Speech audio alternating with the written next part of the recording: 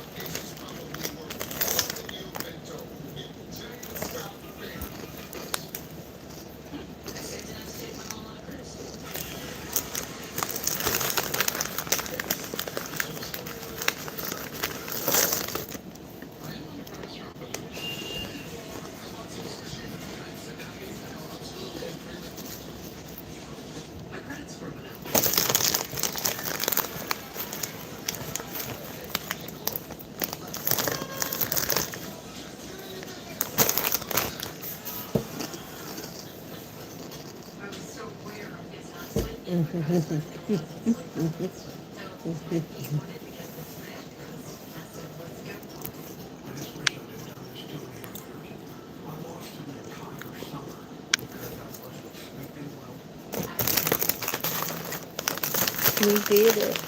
We hit that 5K. I mean 5K, 1K. We hit that 1K subscribers this morning. I got a notification this morning at 2 o'clock. So, we hit that 1K. Whoop, whoop.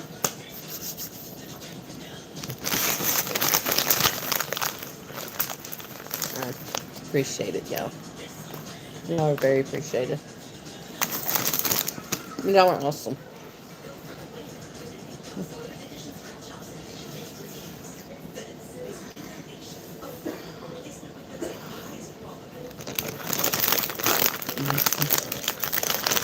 Okay, y'all. So yeah, I hit that this morning.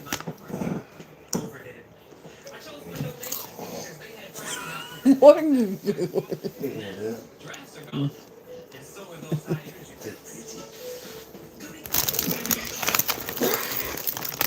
Hello, welcome in. I'm in a good mood today. I hit that 1K. I hit 1K this morning at 2 o'clock. Yeah.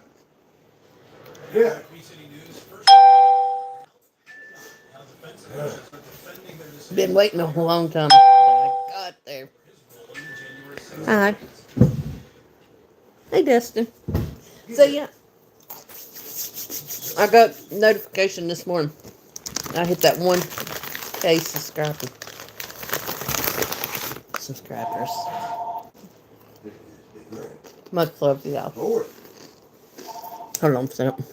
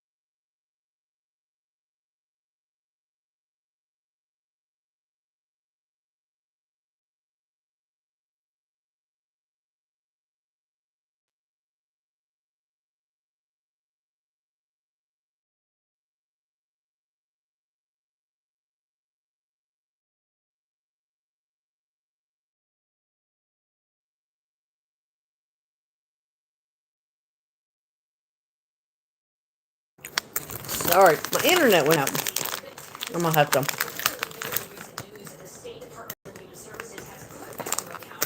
Mm,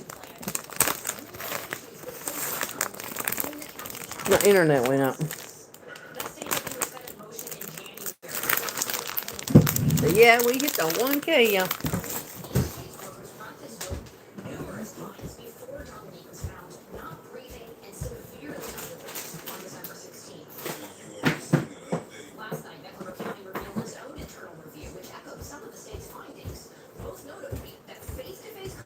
Did that this morning.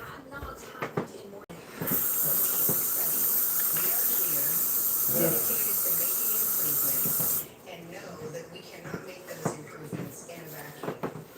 I told Louis, we hit the 1K this morning.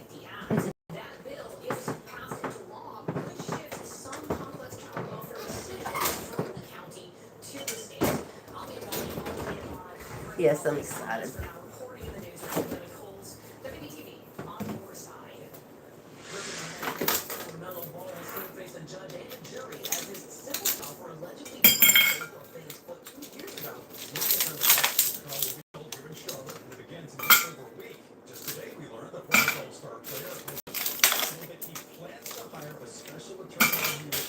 Oh, well, but you were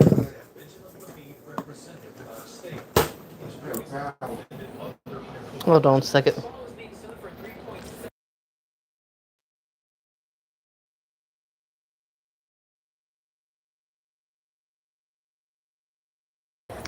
I know, I'm excited. I'm happy.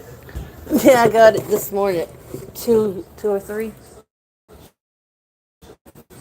So I'll be right back, y'all. I gotta make a phone call. I am happy. Sorry. I had to get off just for a second. You think I should just flip the thing and try it again?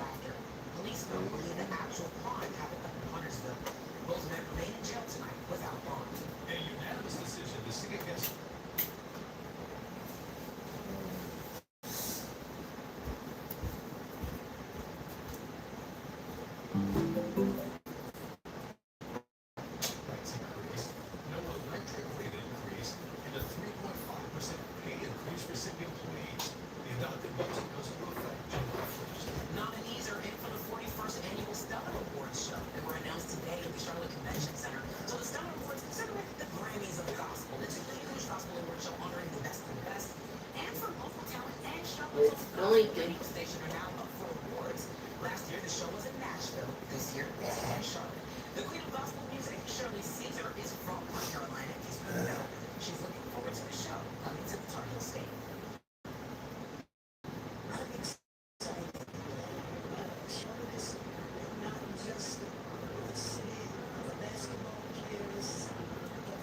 It's blinking. Still blinking.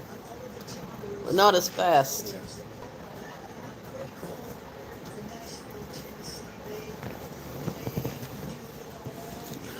See if I can get my internet.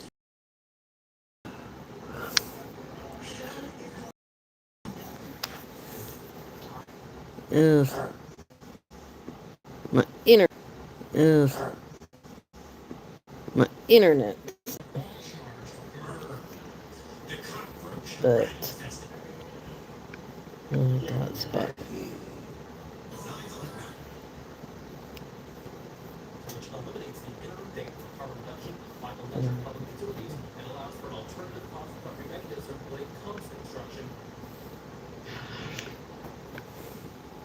See if I can get this one. I'm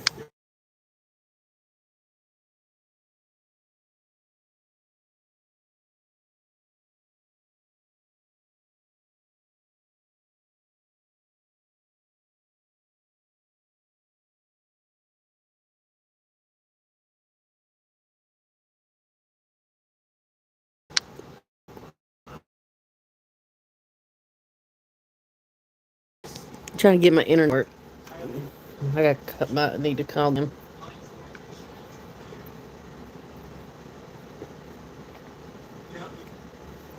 But right now I'm using my data, but it ain't gonna hurt me, but because I got unlimited, but internet's out. thing.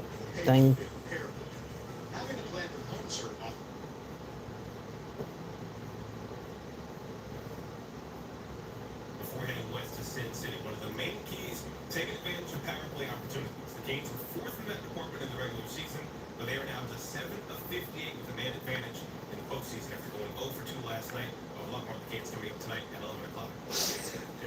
Why is it not working?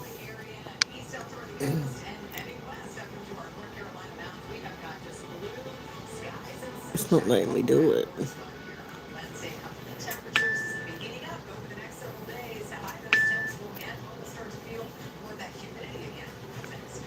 Oh, come on. Haha. Internet's back on. Look.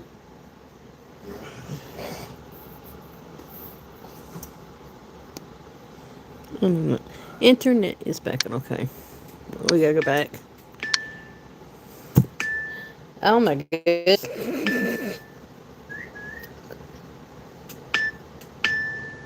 You got her 60, right? Yeah.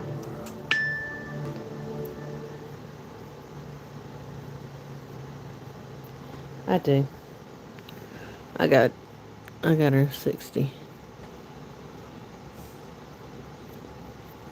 There we go. I am excited. Hit that 1K. Right, and thanks to y'all. Y'all are the best.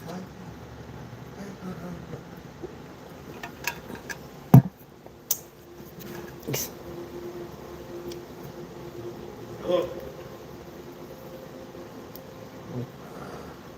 Hi. Hey, passenger or crew? Passenger. Jim Preston. Aurora Lane.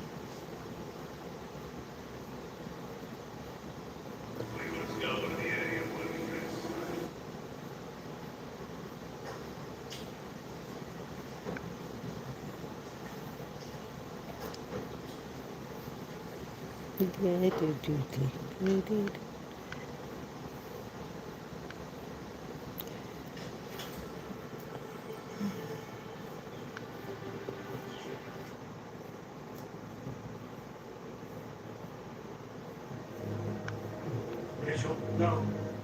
Yeah, in the house. So, yay. Hey, baby's doing well today. Alright, I need to turn that off. Turn the Bluetooth off.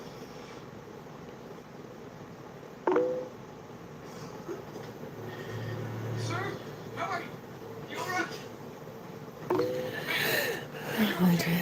Yes. Let me help you. It's like, okay, I woke up, looked at my email, and I was like, holy smokes, you have 1,000 subscribers. Heck yeah. I told you I'd probably hit it. I'd hit it. And guess what? 22 years ago. Look at you. It's such a pity you ended up as a vegetable. That night, when we realized that you weren't dead yet, our master ordered us to let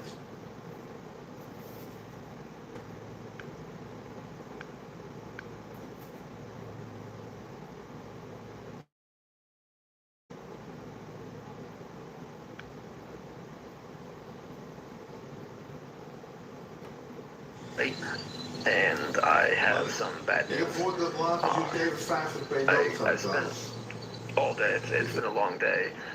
For the past couple days, I've been working with search and rescue. Sad. They found the Alaska bush people coast of storm dead. So.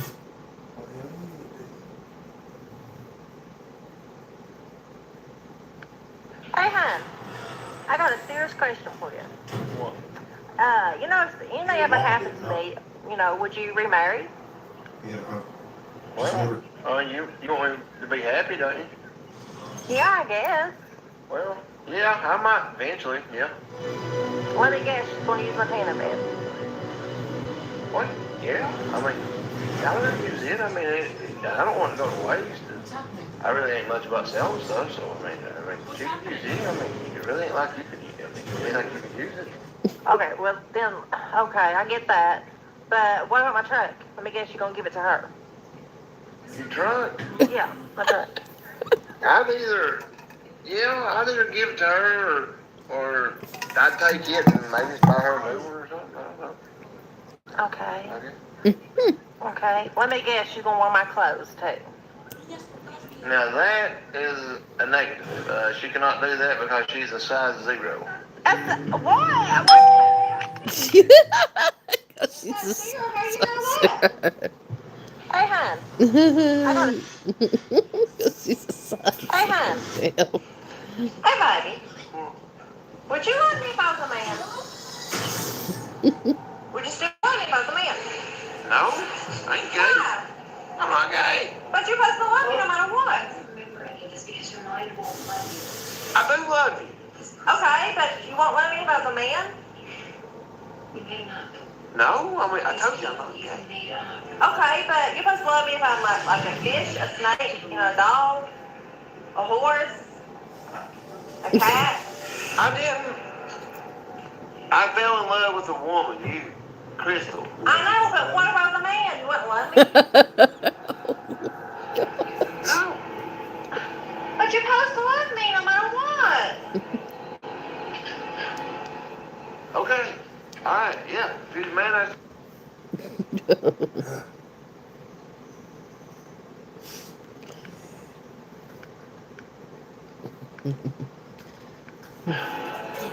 Okay. Hey, hon. Hey, hon. I got a serious question for you. What? If anything ever happened to me, would you remarry? Hey, hon. I got a serious question for you. What?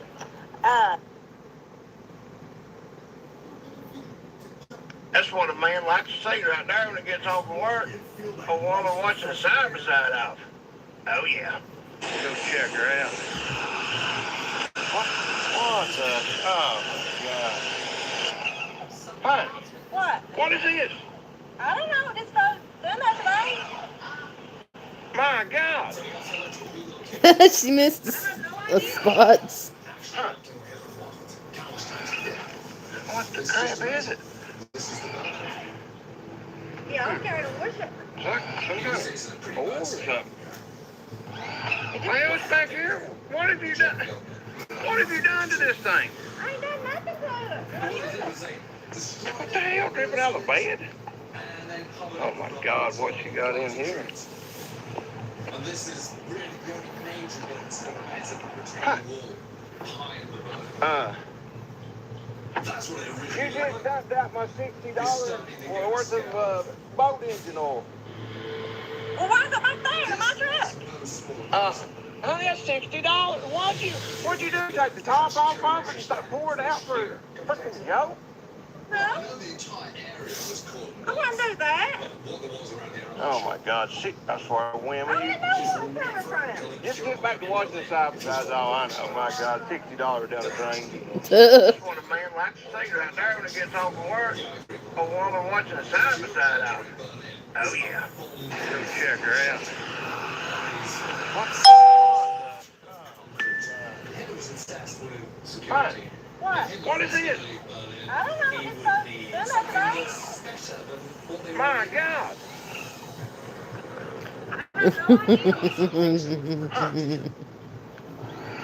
Hey. You do not? No, you're not washing dishes. Okay, then you go down for me. That's not going to be a bunker engine, so it's No, not I mean, they'll be here tomorrow. I mean, you can do it tomorrow, but I don't want you to do it Monday. Yeah, uh-huh. No. What? You do not? No, it's Mother's Day. You're not washing dishes. Okay, then you go down for me. So keep going. They'll be here tomorrow. To him tomorrow. Yeah,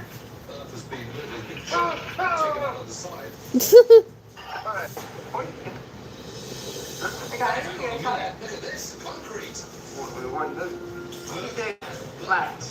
This? What's this? Oh, that's that. Okay. See, do the first. Come on. You all. Team locates a reinforced steel door built into the side of the hill.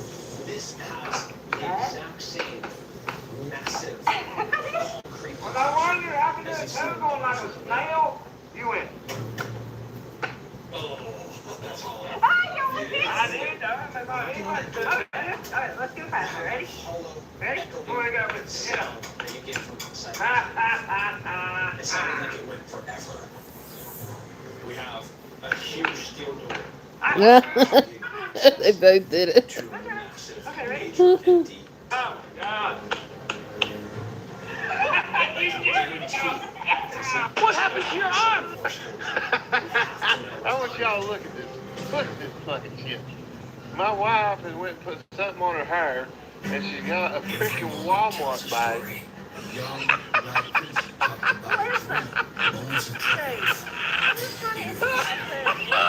Use the Walmart bag. Move it on red when she's done her hair. Just trying to fade the red out. Don't they make something besides a Walmart bag?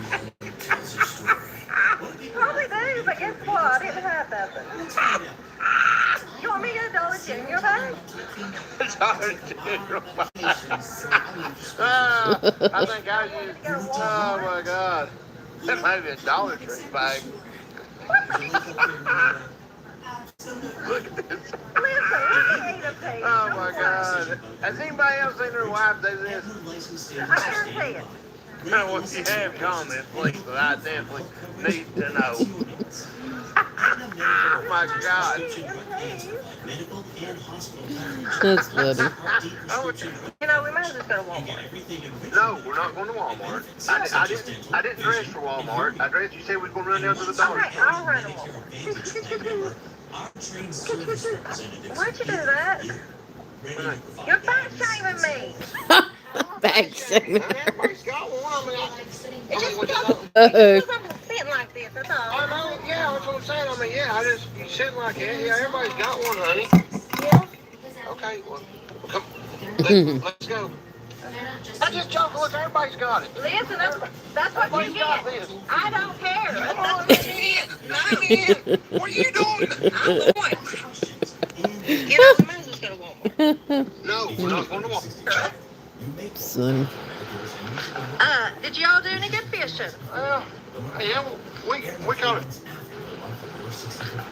Did y'all do any good fishing? Well, yeah, we caught a few. A few? Yeah. Dad, how did you call all of them? You ain't got to tell everything. I mean, I didn't get to fish a whole lot. He got his line stuck 2 times. How many times you get yours stuck now to go over and get it loose? Only one.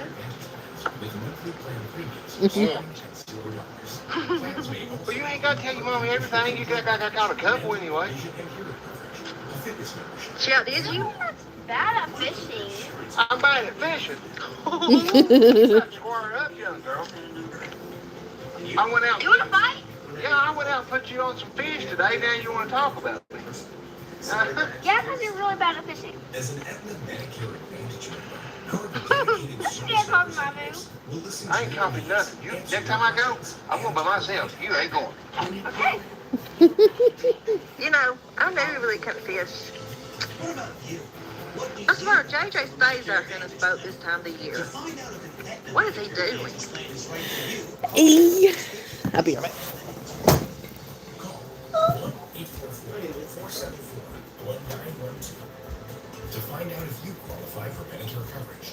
That's 1-844-474-1912. The Beast Clipper Pro with Duo Clips, the new standard in grooming. Master fades and buzz cuts with total control, even at the back. Pro results for every style. Shop at Skull Shaver. My medic was born from a tragic car accident that took a family member's life. It is now our mission to make sure that everyone has access to a life-saving first aid kit. Shop MyMedic.com now to find your kit to protect your family and yourself. I got some of those things that Underneath put on this your face house, when it sits. look at this door. Like a little sticker thing. This was It not helps just a with vacation house, clearly. sits. Review the findings from Hitler's home in the I mean, it's a big one, but it's not enough to pop. A declassified document could point to Hitler hiding out. It hurts like a Lincoln stove. It's Does this door real bad. lead to a bunker like the one he had for rent? We gotta figure out how It to hurts really, really bad. While the team works Oh my goodness. to gain access to what lies Did it not? behind the door, Is it not charging? uncover intel that could open a new Oh, gracious alive. You gotta take a look at this file.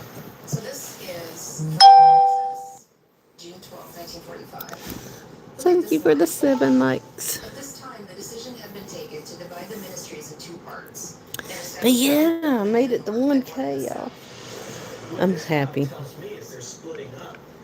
And thanks to y'all. I couldn't have done it without y'all at all. North gets cut off, you head south. South gets cut So off. cheers. That's one of the best survival skills that networks build, is to give themselves more than one escape route. Hitler could have taken either one of these. He could have gone north. East London in 1888, and last night 2 women were murdered in the streets I'm about to step foot in. They're calling him Jack the Ripper. Nobody knows who he is, but I'm determined to find out no matter what. You'll want to stick around for this one. These aren't friendly streets, miss. Especially at night. Don't forget that. Noted. Stay safe out there. Thank you. Who would have enough So this is familiarity it. with Wow. war that would be able It's to a lot to take facilitate in, honestly. this The route? streets, the fog, the people. You can just feel that something isn't right here. Get your morning paper. Killer strikes twice in one night. 2 women in one night. His 3rd and 4th victims in just 4 weeks. London is terrified. And if I'm being honest, I am too. I've read everything about this case. Every theory, every suspect, every dead end. And none of it has ever been enough. Where are you going? Why do you have luggage? To my own wedding, of course. Your wedding? Wired. Enough. So I figured I'd just come here myself and find out. I really wouldn't follow you. Be careful. I found out immediately. Let's take a look around. The further I walk, the worse it gets. These streets are just, I mean, the poverty here is unlike anything I've ever seen. Whole families crammed into single rooms. And somewhere in all of this, he lives. He walks. He watches. Question, do you think they'll catch him? Catch him? The police are about as competent as a chocolate teapot. I'll never be caught. Mark my words. Sorry, what did you just say? I'm joking, miss. Seriously, though, they won't get him. Wow, you really had me with that one. He's not wrong, though. Excuse me. I'm sorry to bother you. I just wanted to ask. Are you both okay after last night? Nobody's okay, love. 2 women dead and the police haven't got a clue. I'm starting to become frightened of my own shadow. They've been living with this fear for weeks. Trying to lay low and dare not stay out after hours. The women are scared to go out in the day, let alone at night. And that traitor, I don't know whether it's black or concerned. One thing's clear, though. Nobody has any faith that he'll ever be caught. I gotta go and see where it happened. I need to see this with my own eyes. This is Bucks Row, and Marianne Nichols was the first victim, 31st August 1888. She was 43, a mother of 5, and on the night she was killed, she turned away from her lodging house because she couldn't pay. She was walking the streets alone trying to find the money. And he found her first, 29 Hanbury Street, Annie Chapman, just over a week later. 47 years old, a widow, chronically ill and struggling to make ends meet. Just like Marianne, she didn't have the money for her bed that night either. She came out to find one, but he found her instead. Duffield's Yard. Elizabeth Stride was 44 years old, Swedish-born and nicknamed Long Liz. She was found here at 1 a.m. last night, a fresh crime scene. There's no place for you, miss. Move along. Just one question. Do you have any suspects? Move along, miss. I won't tell you again. And Midder Square. Catherine Eddowes. She's found just 45 minutes after Elizabeth.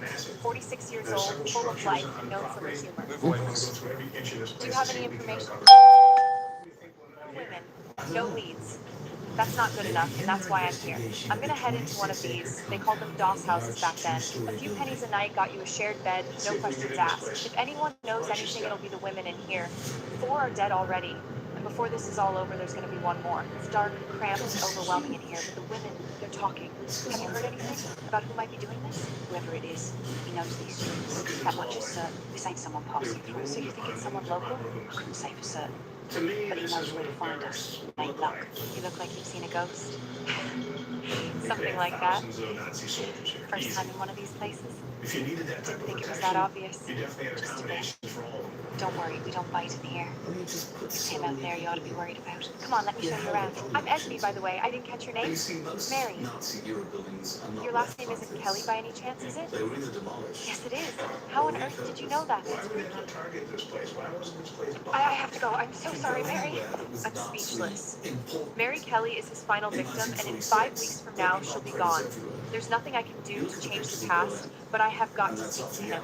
I have to find out why he's doing this to these poor women. This is the police station handling the Ripper case. The same officers have been called to every crime scene, filed every report, chased every lead, and still have absolutely nothing.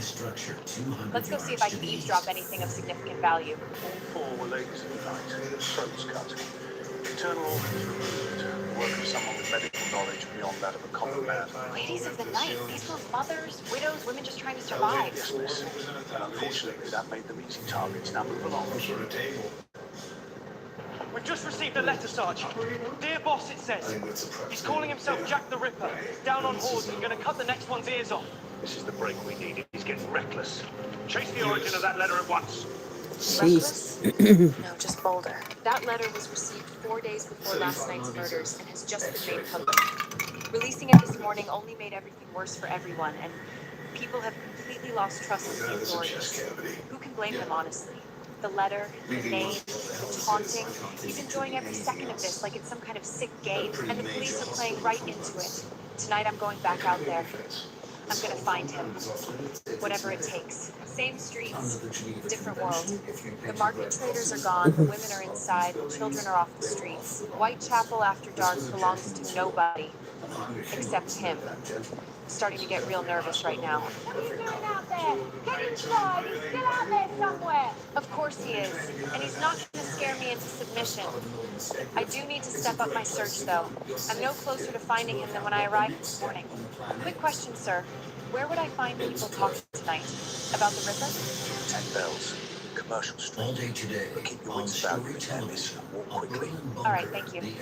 Hopefully people are more forthcoming after a drink. Let's head there now. All right, here we are. The 10 Bells, Commercial Street. You can hear it before you see it. Voices, laughter, life, everything the streets outside aren't right now. This is where people talk, and I need someone to give me warm, friendly, and chaotic in here. Everything the streets outside aren't. And everyone in here is talking. I just need to find the right person to speak to. What can I get you, miss? Oh, it's okay. I don't actually have any money. Don't worry. Have this on the house. Times are tough out there. Thank you. Honestly, that's so kind. Sorry to bother you, but have you heard anything about the killer by any chance? There's a man apparently seen near the sights last night. Tall, cloaked, keeps in the shadows. Nobody knows who he is, but he knows these streets. That's more than the police have. Thanks for the information, sir. A cloaked figure who keeps to the shadows and knows these streets. It's my only lead, but that's who I'm looking for tonight. Last warm moment for a while, I think. Hold on a moment, please. I'm gonna need some Dutch courage for this one. Back near the sites, Burner Street. The fog's thick, the streets are empty. I'm not sure if paranoia set in, but I can sense something. Like I'm not as alone out here as I think I am. I might need to throw in the towel, guys. I don't think I can do this anymore. And which way did I come from? So I genuinely have no idea where I am right now.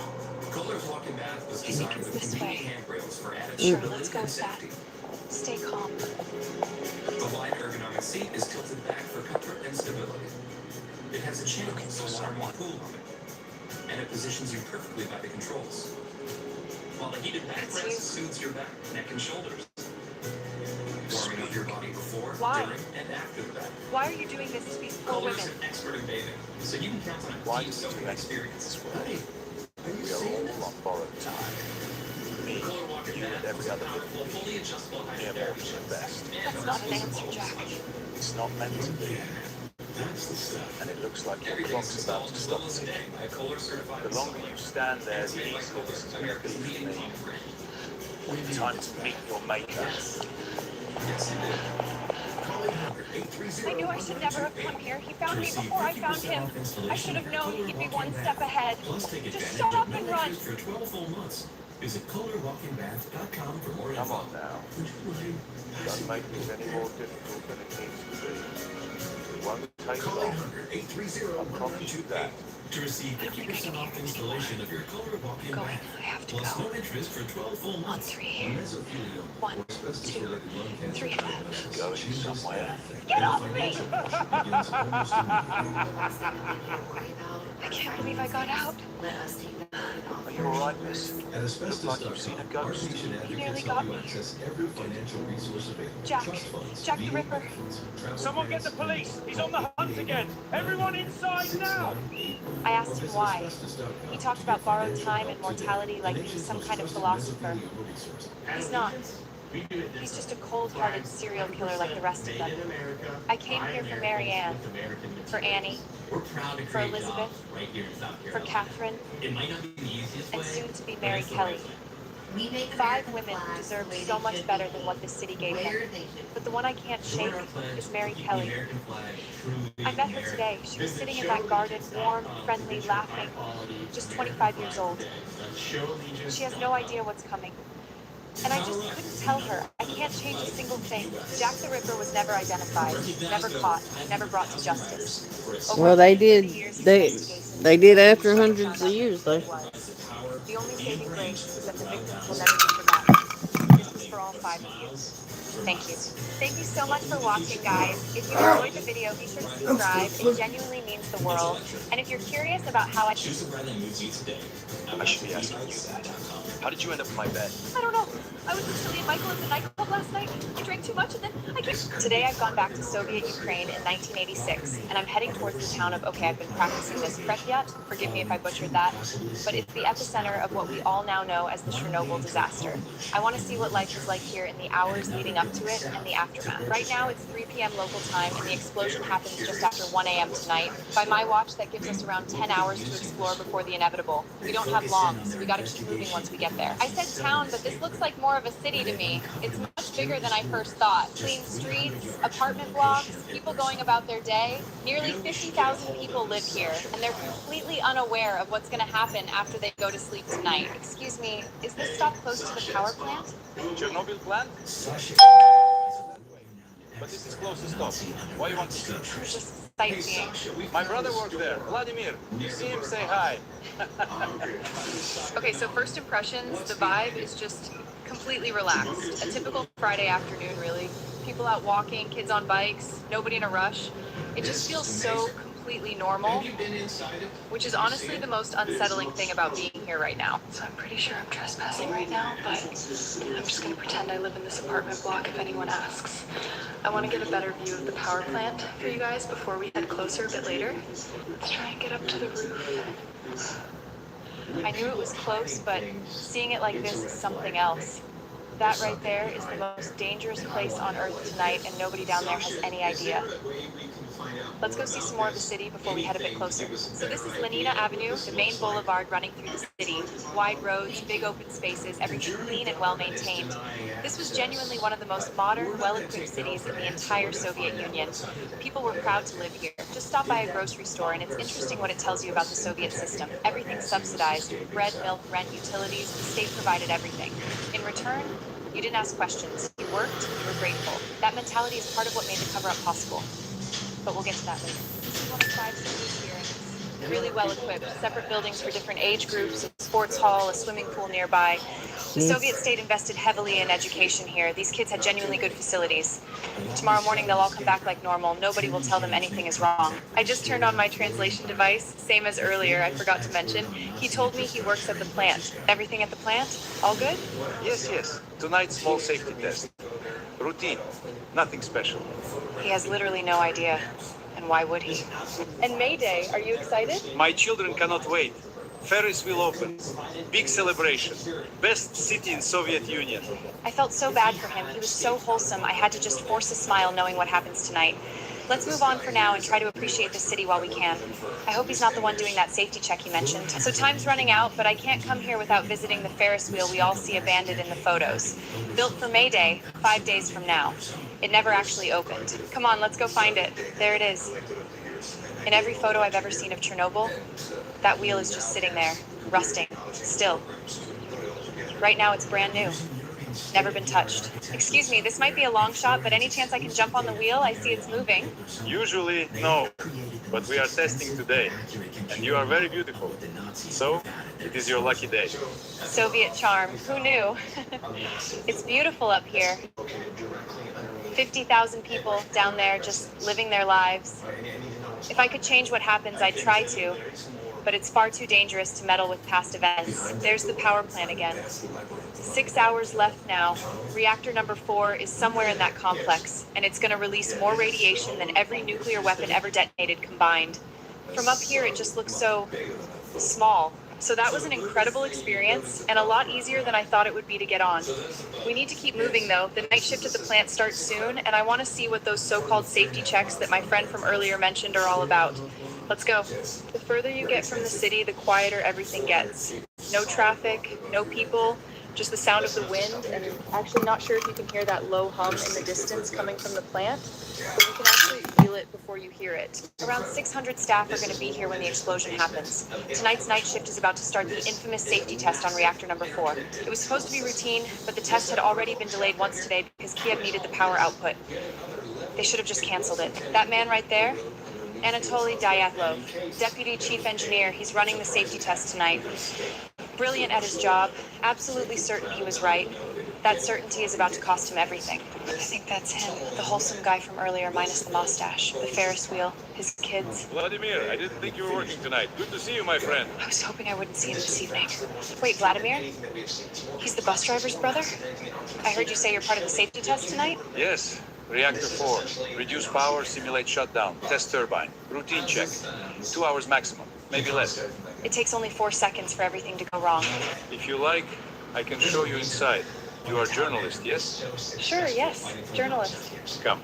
I'm absolutely not a journalist, but we'll roll with it. You see security, no speak. Face forward. Walk more. Understand? Understood.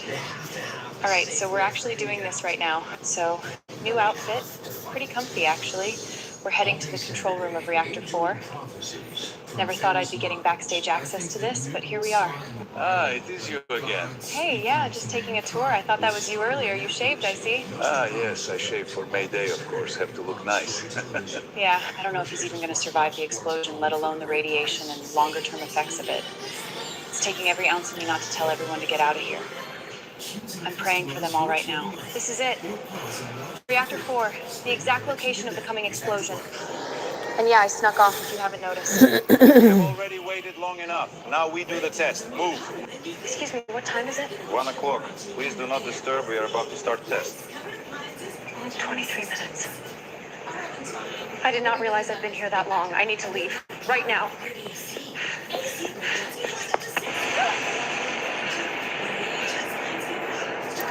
And there it goes.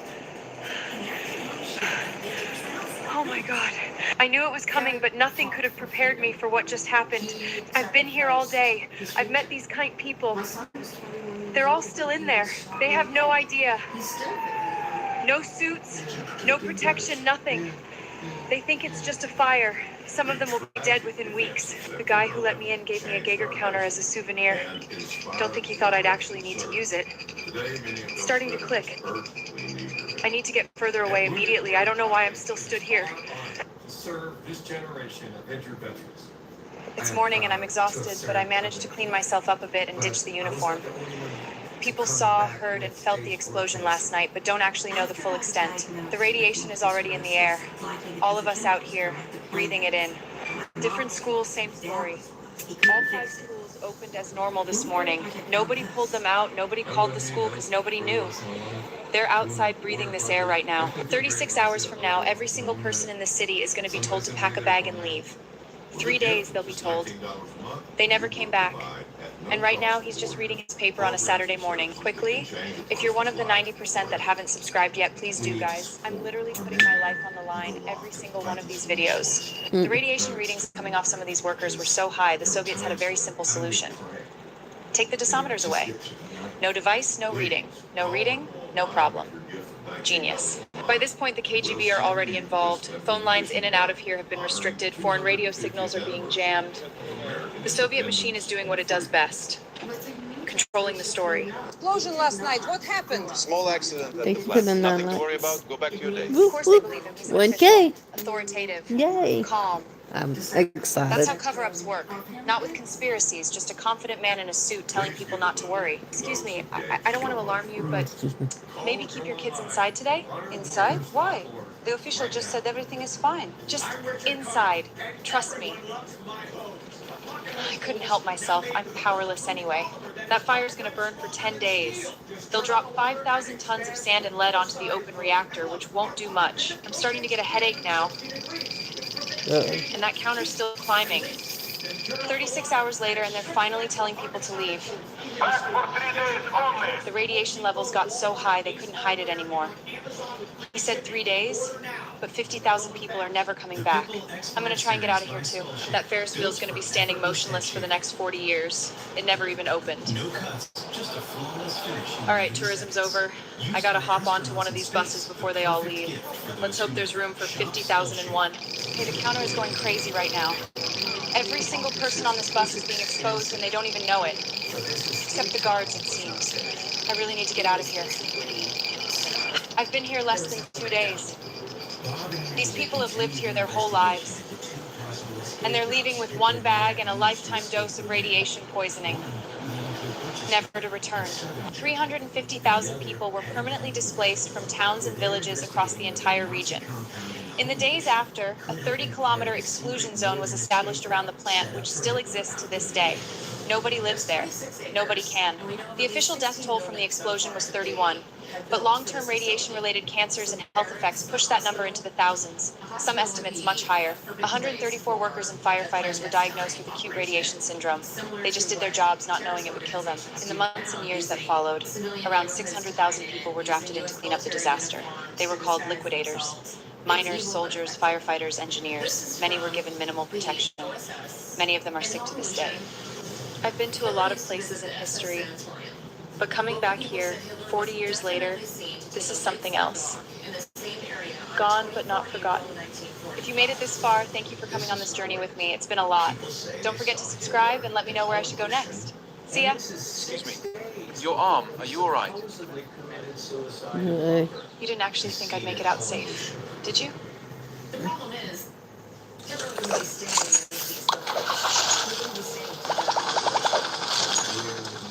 Must be like everything fun. I wonder what Dad will be like doing this.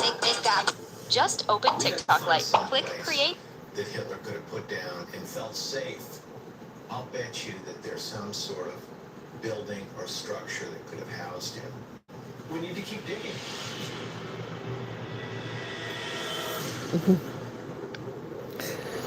Oh my goodness.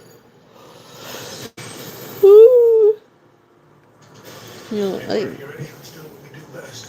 Sutter's Mill, Coloma, California in January 1848. That man is James Marshall. And in a few moments, he's going to spot something that triggers the largest mass migration in American history. What is the boys? We ain't going hungry no more. The gold rush. And I'm not leaving empty-handed. One man, one river, one tiny gold nugget. Fast forward 1 year and word has well and truly gotten out. Look at all these people. Bags packed from all over the world with one goal. Find as much gold as possible before everyone else does, including me. I haven't even tied up my horse yet and there's already a standoff. This is what these towns were like. When this much gold is involved, people stop being reasonable very fast. This town ain't big enough for the two of us. I guess the stereotypes live up to their name around here. Let's park up before we get caught in the crossfire. So she's all tied up? Free parking back in these days, thankfully. Only the eventual inevitability of your horse not being there when you get back. Arguably worse. So everyone on this street has dropped everything to be here. Their jobs, their families, their entire lives. Let's go explore. Everyone here is moving with the same energy. Desperate, focused, on edge. I pulled that gold out with my own hands. You got no right. You snooze, you lose out here, boy. Nobody's sharing anything with anyone. It's every man for himself around here. The merchants in these towns supposedly made a fortune. What's flying off the shelves lately, sir? Shovels, pans, picks. Can't keep them in stock, ma'am. Selling faster than I can get them in. Making more than most miners without having to mine a single rock. Genius. Wanted posters are everywhere in this town. What you looking at that for, ma'am? Oh, no particular reason? Wait, what? He looks just like you, but a little more handsome. You say anything, you're done for, you hear me? Relax, bro, I was joking.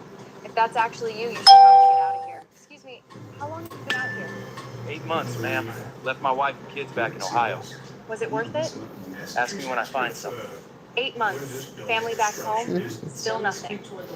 That was the reality for most people here. All right, enough tourism now. Before I head out in search of gold, I need a couple of things. Information on where the hell to go, and a drink. Looks like we can get both at the same place.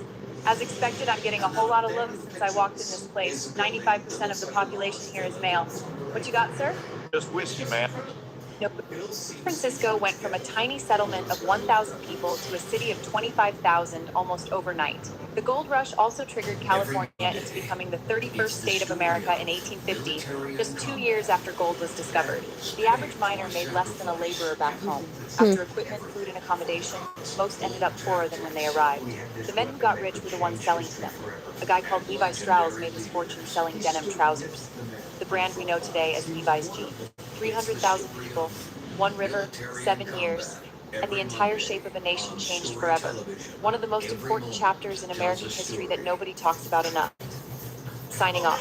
Thanks for watching, guys. I really hope you enjoyed the video. If you're curious how I make these, I put everything in an ebook, links in the description. Hey, you able to take us out? Subscribe. That's an order from the richest man in Colma. I need to go home. Bye. Nothing better than smooth, full flavor. Did you?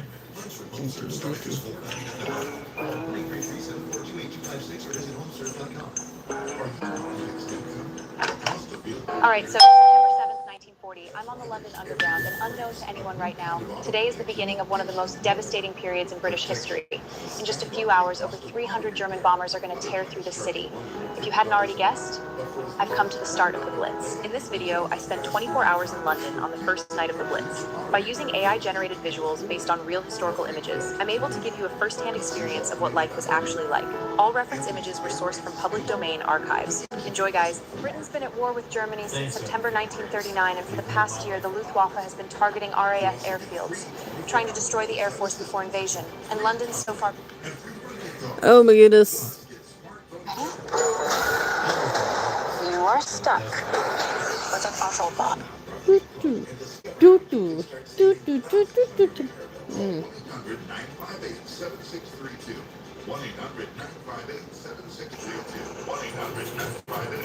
Mods for the moment, but thank you guys for everything.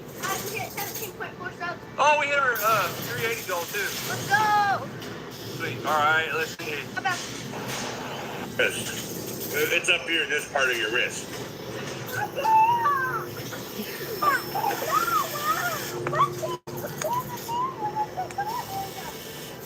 On the table with the titties.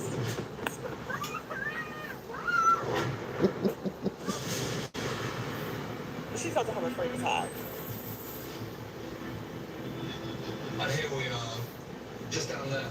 Along the southern escape route in Berchtesgaden, Germany, Tim Kennedy and James Holland head to the location of a former Nazi office building in the area of Hitler's home that James uncovered while researching Nazi infrastructure at the local archives to see if it could have been used to support the escape of Adolf Hitler after the war. If we are considering moving to Berchtesgaden from Berlin, you have to have a safe way out. We need to find evidence that they had an escape route already in place, ready to go. Nick, hey. Their local contact I'm telling you what. I can't understand you. You're screaming at me. This is just an accounting building. I can understand. Stable building. We need You started screaming. We're going to meet Mr. Herzl now. Perhaps he can help us with that. Good. So look at that. Okay, I'm gonna have to have a like this. The remains of a nasty eagle over the financial support. Oh my goodness. I'll be right. I gotta unlock the door. Forget. Oh, look at this.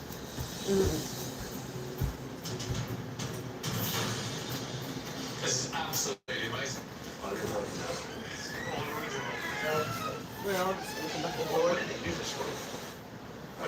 For reception of foreign diplomats. and leaders, they were gathering here? To this building and to this room. That's incredible. So this building is massively important. Is there a basement or is there anything that would protect people? There is a big shelter underneath. Really? This is that piece that can go seasonless from spring. And I know that when you begin to listen to these songs, that you're going to sense the presence of the Lord. And it's not just a CD, but it also contains a unit. Best life. Prevagen for your brain. When you need longer lasting body pain. Now you're laid up there. Just one dose of Aleve provides pain relief for up to 12 hours. For all types of body pain. Okay. That's scary. I'm sorry. Let's shop and then rendezvous the food court at 2 p.m. Hey, baby, you've been sleeping. You slept there the whole time.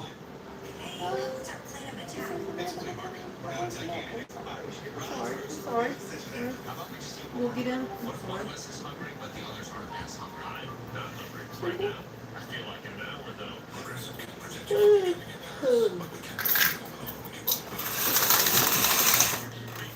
Dad had that down. Let's put that down. Missing out on what you love? Get back to better breathing with Asthma, an at-home treatment for There you go. eosinophilic asthma. What? Is not presenting breathing problems. Serious electric reactions and reflexes may occur. Get help right away for swelling of your face. Light in here. For trouble breathing.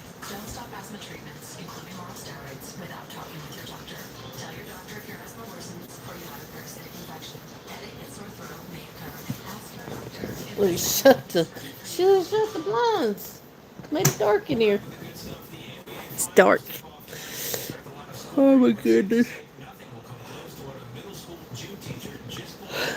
I'll go tomorrow, get my hair done, get the highlights done tomorrow. So I gotta get up at. Well, I gotta be there at 10:30.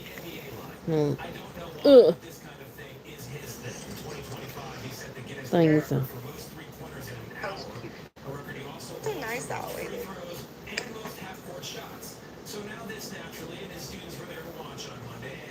Really?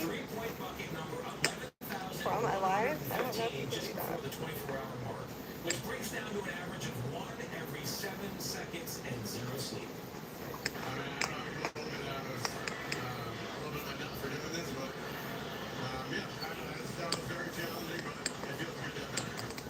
That would break the old record by more than 700 shots if certified by Guinness. They say they are still reviewing it. Meantime, Hey, settle on my son. That's a big bloody too. I always settle on my bloody. Tail. Chance to freedom. Settle to the champ, man. Y'all 95, y'all 99% of the reason why this shit is as lit as it is. Y'all are the gang, y'all are the movement. Yeah. Listen. Y'all the gang and y'all the movement. What the hell? Looked like before, but I can show you the pile of things that needed to come. Man, I am tired.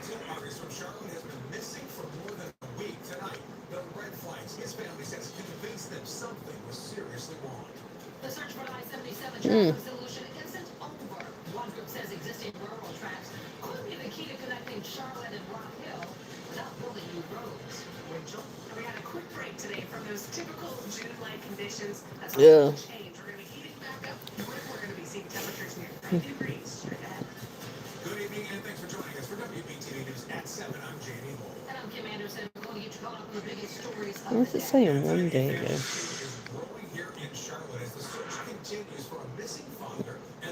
My wife is 5'10". I am not. The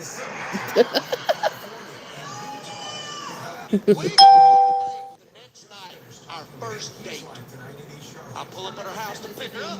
She comes walking outside in a pair of high heels. She gets in the car. She wants me to take her to see a movie at the movie theater. We go pull up at the movie theater. I get out. I open her door. I grab her hand. We're holding hands walking across the parking lot. As we're holding hands, we go to walk into the movie theater. But as we go to walk into the movie theater, Oh gosh. I can see in the reflective glass what looks to be a mother holding her child's hand. What you want to do? I want some popcorn too. Oh yeah. My wife is 5'10".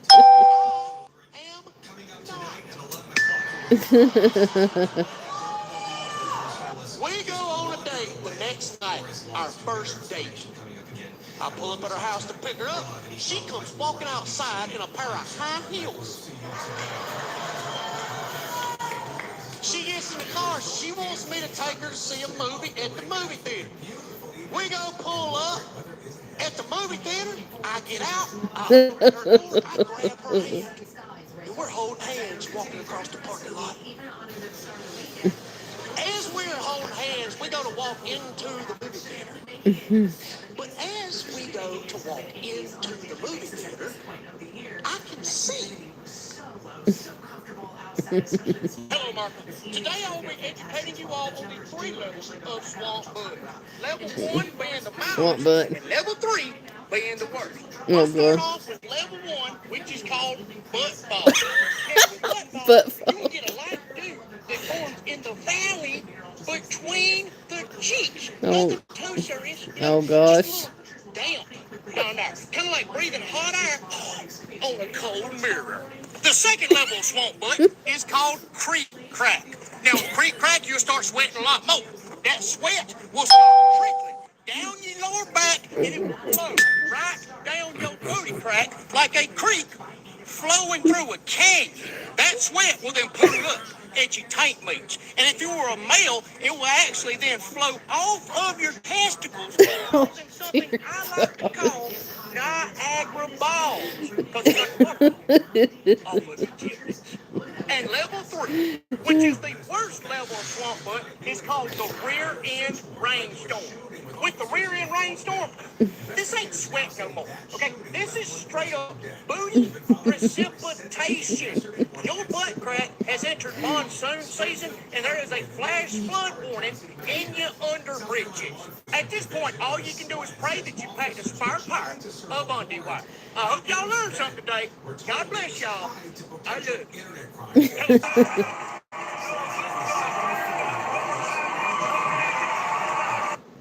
I would just like to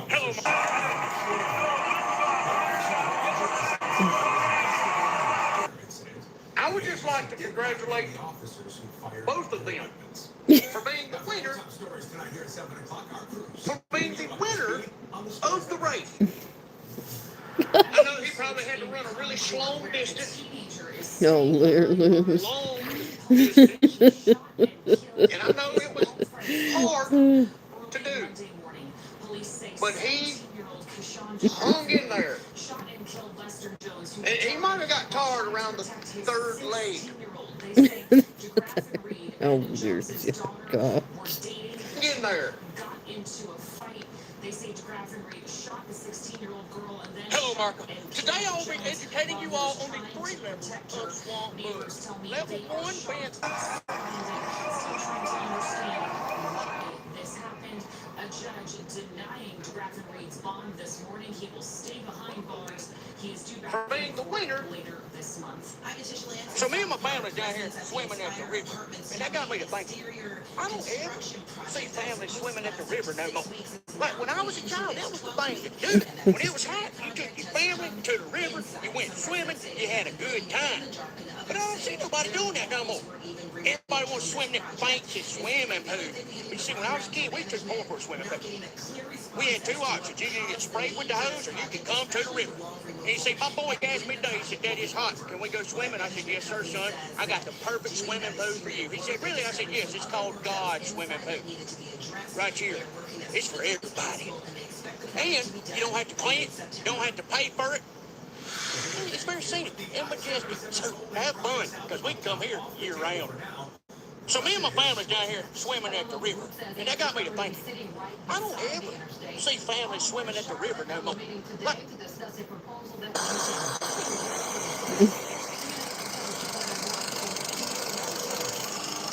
Oh my gosh. hello, America. I would like to introduce all of you to the latest advancement in mobile air conditioning technology. This is my cooling outdoor climate kit. You know, it is so hot We outside got now a 30 that everybody likes. wants to sit inside under the air conditioner. But I got to think to myself, what if I could bring the air conditioning outside with me? And that is exactly what I did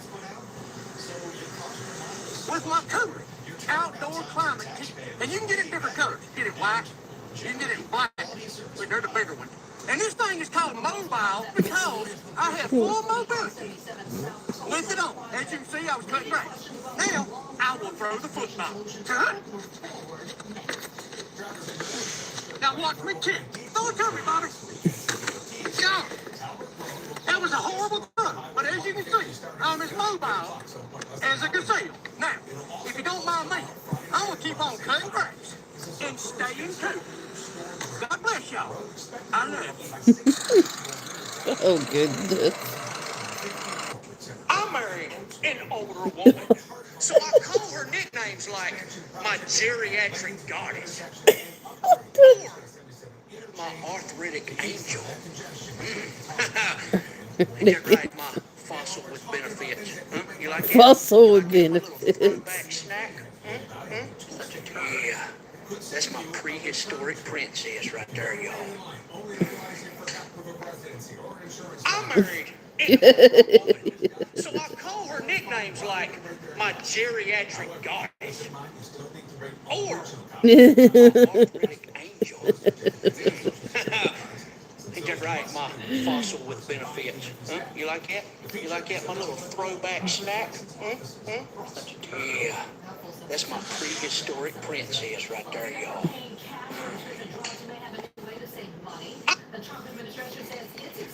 Oh my god. You know, nothing says summertime like watermelon. That is why I have fashioned my entire outfit from this succulent seasonal fruit. You want a nibble, don't you?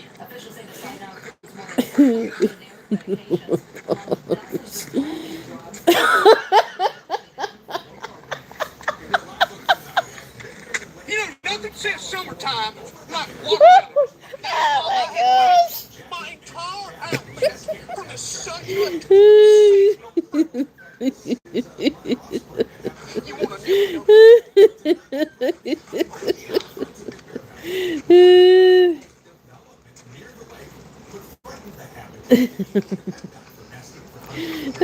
You know, nothing says summertime like watermelon.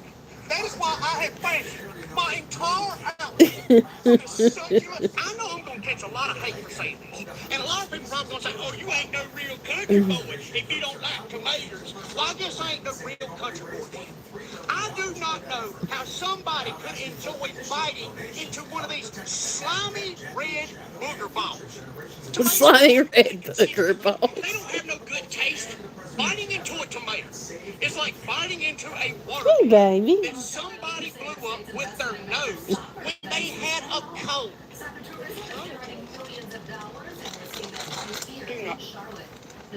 Just the good. Oh God. Get out. I know I'm going to catch a lot of hate for saying this. And a lot of people are going to say, oh, you ain't no real country boy if you don't like tomatoes. Well, I guess I ain't no real country boy. I do not know how somebody can enjoy biting into one of these slimy red booger balls. Tomatoes don't have no good consistency. They don't have no good taste. Biting into a tomato is like biting into a water balloon. Yo, look who's back together. Me and my baby. My best black companion. You can't put those letters together. I just made it up. Lord. You may have just made it up, but people already attach themselves to that. I can't put those letters together. I love my baby so much. Oh my God! Yo, look who's back together.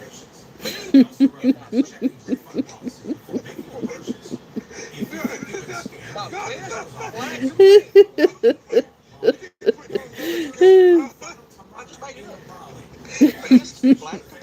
may have just made it up, but people are already using that for something else. You can't put those letters together. I love my BBC. Oh my God! At the end.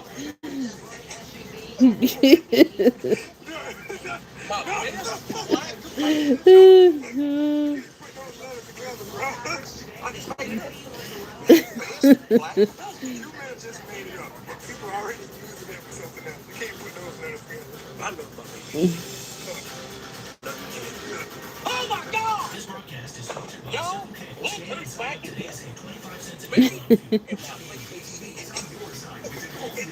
Uh, My best black pants. You can't put those letters together, bro. I just made it up. Best black pants. You may have just made it up, but people are already using that for something else. You can't put those letters together. I love my BBC. Look. Oh my God! My wife is 5'10". oh. I am not. Today, I got a tattoo for someone very special in my gosh. life. Because you see, every now and again, a man will meet another man that he just connects with. And their souls will intermingle. And they will become more than just friends. They will become boyfriends. Oh gosh. Because you see, me and Brandon, we ain't just boys. And we ain't just friends. We are boyfriends for eternity. Don't do this. A Coca-Cola. Fellas, do yourself a favor and find you a woman who likes to read books. You ain't never got to worry about her going out to a bar or nothing. You be finding this nerd at the library.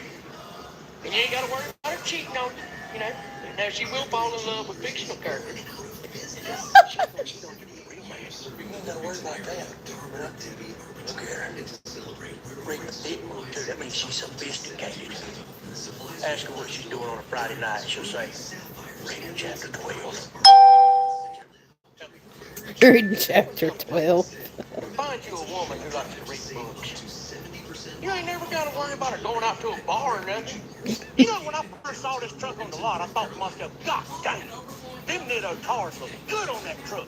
So I bought the truck and I brought it home. Then my wife walked outside. She was like, God dang, them Nitto tires look good on that truck. And then she said, I wonder how much it's going to cost to replace 6 Nitto tires. I didn't think about that. So if anybody out there needs a kidney donated to them within the next few months, please let me know. All right? Because I got some Nitto tires I got to buy. Sure thing. Tires. Oh gosh. So here's the issue.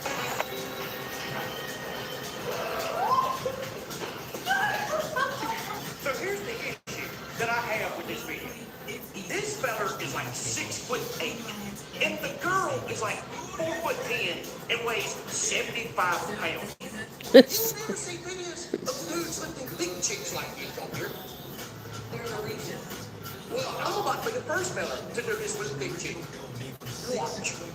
Grab these thighs right here. Right? And took them right there. I gotta get like in a squat position. All right, here we go. I'm gonna lead you, baby. You ready? All right. Don't jump.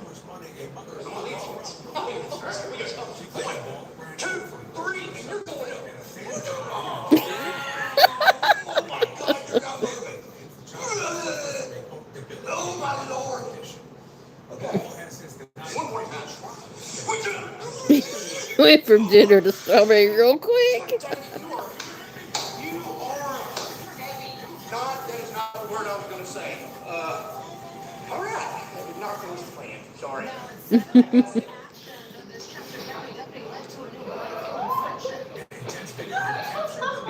So here's the issue. So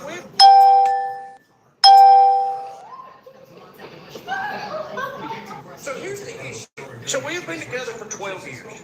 And there ain't been a moment in that relationship where she ain't been I would like to find the man who created yoga britches and give him a big old hug. That man is a hero, a visionary.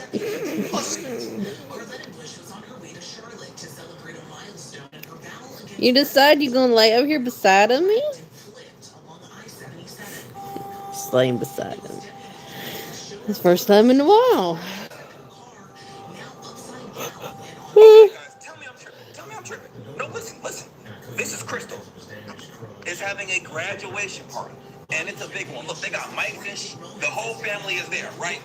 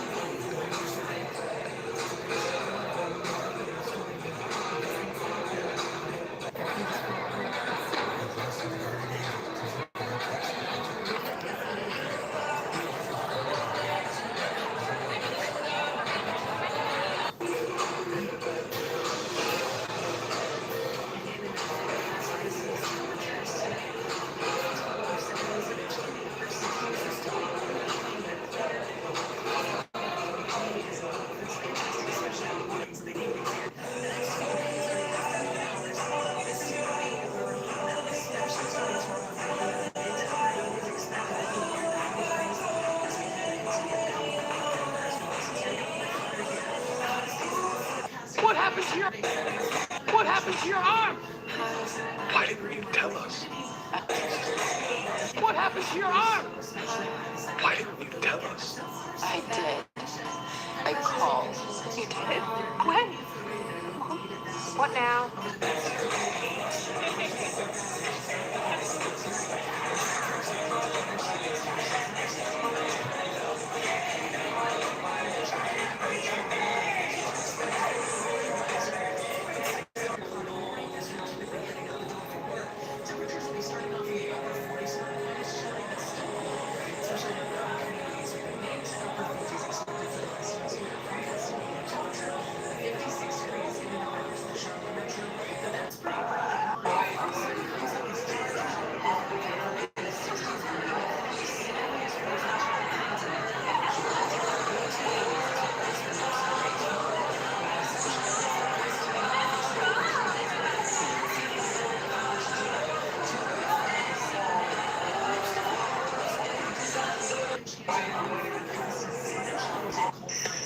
Good morning, everybody.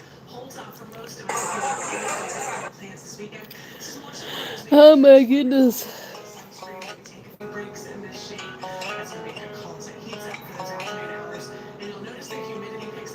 Okay. It is Monday morning, and they're going to tow Mac's truck. I don't like that idea. Jamie hasn't got back a hold of me yet, or none of the family. And it doesn't sound like anybody really cares about what happens with Matt's truck. And Max was a celebrity just as much as Matt was. So I told the tow truck company to bring the truck to my shop. And the family can retrieve it from there if they want to, but I'm not going to see Max in the impound yard or getting turned into scrap. Like, that truck deserves better than that. So let's go get the truck.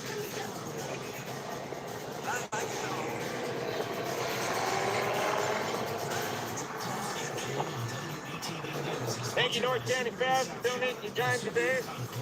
They're located in Orville. Anybody ever needs anything, make sure you do shout out.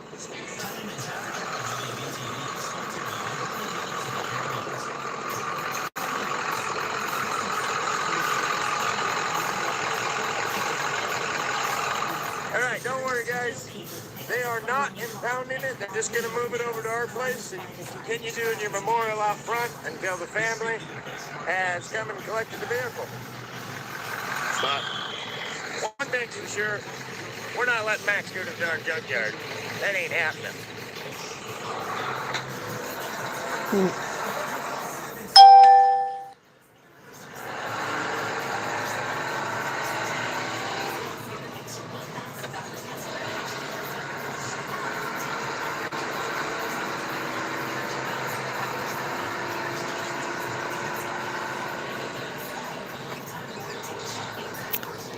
Jeez.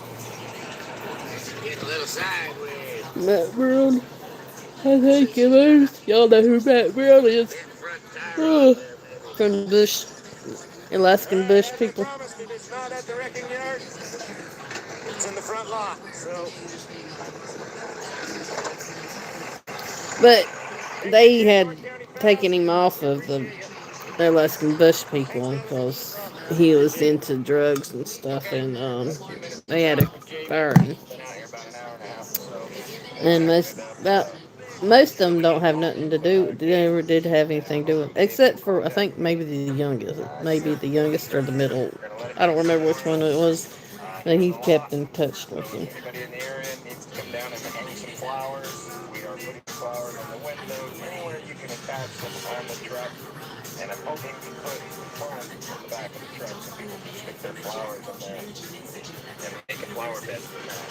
So if you have been affected or touched by Matt in your life and want to be able to leave something for his memorial, it will be here across from Frontier Foods as long as it needs to be. So come on down, show your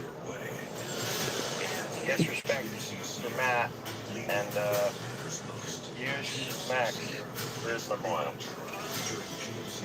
God bless you. And yeah, sad day.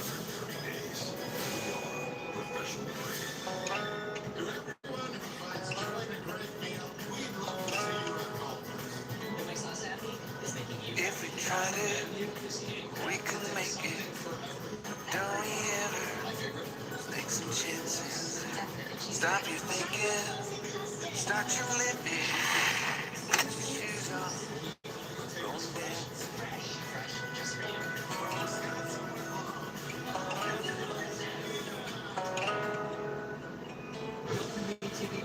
Little problems we could solve. Try another. I know you've got one. There's no hurry. Life likes calling. In the van we're driving to Austin.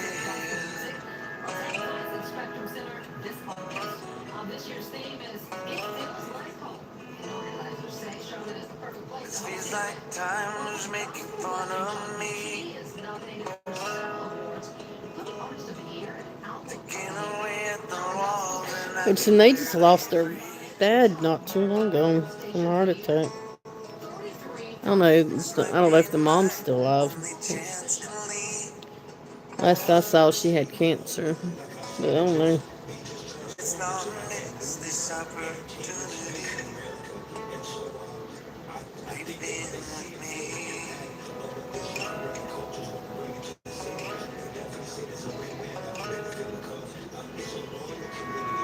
You're the king of Carolina.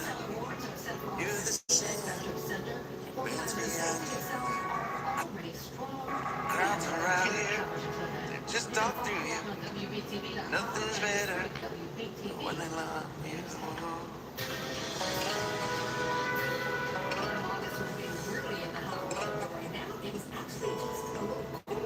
Rumor has it, there's an angel in the crowd where you guys are playing.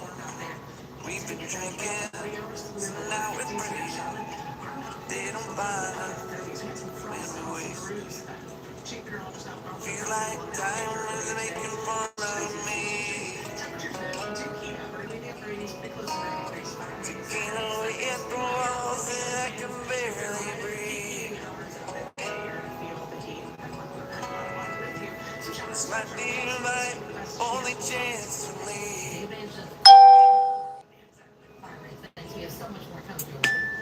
Missed opportunity. We get crazy.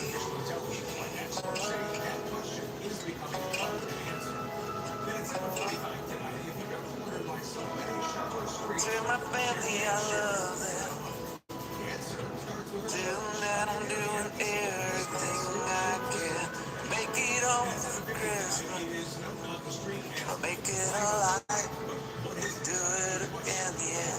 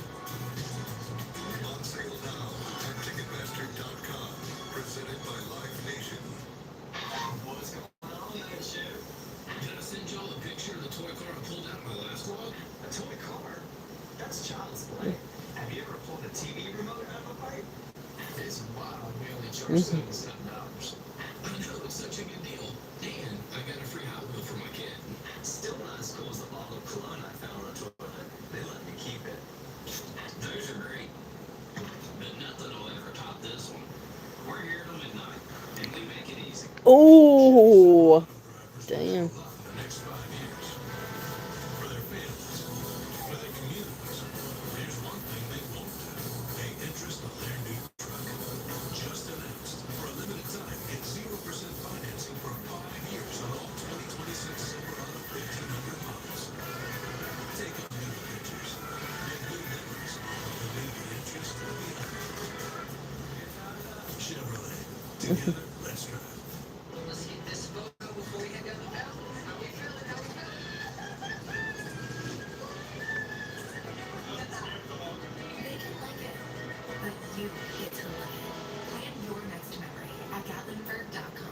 Hey folks, there's 5,000 reasons. Take the short drive to Hickory. It's our $5,000 test run, where you can win $5,000 by simply test driving a car.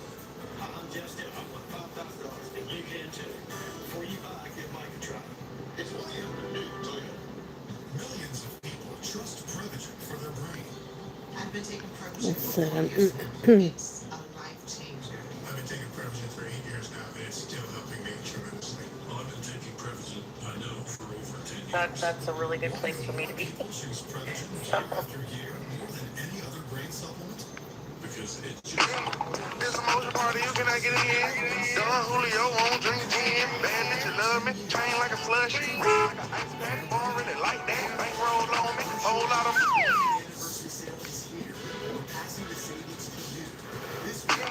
This emotion party, you cannot get in. Don Julio won't drink gin. Bad bitch, you love me. Chain like a slushie. Like an ice pack, bar really like that. Bankroll on me. Whole lot of.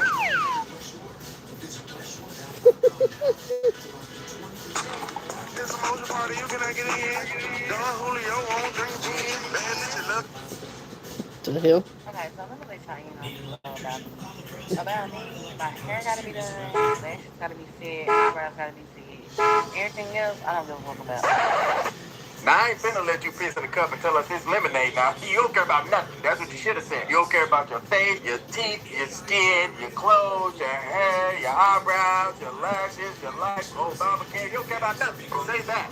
All right? And then I go on and keep on scrolling with my life. But when I heard that and saw what I saw at the same time simultaneously, I had to jump on the damn video and tell you, you better shut the fuck up. And I can tell you who especially don't care about it.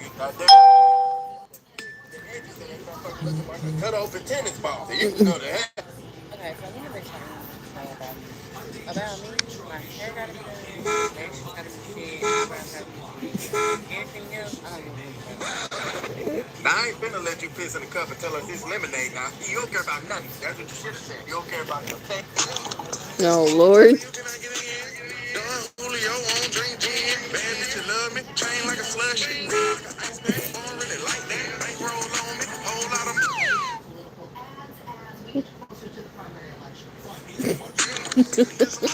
Oh, Lord.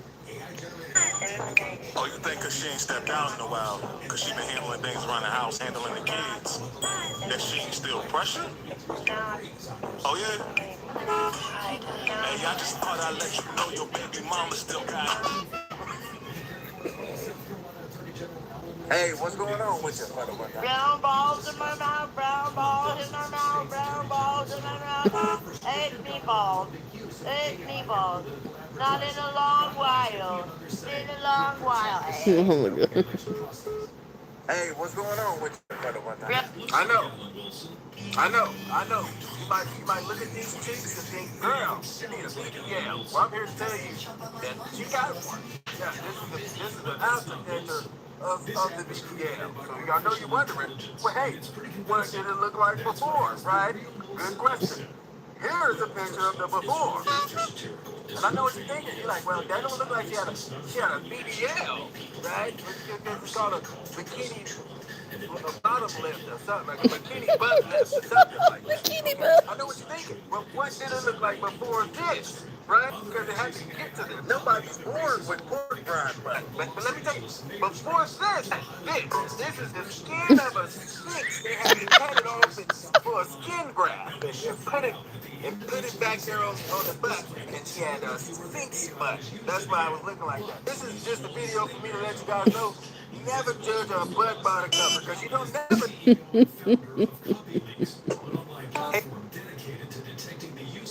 I know. Hey, Niagara Falls. As we. Hey, Niagara. I know you are. Oh god.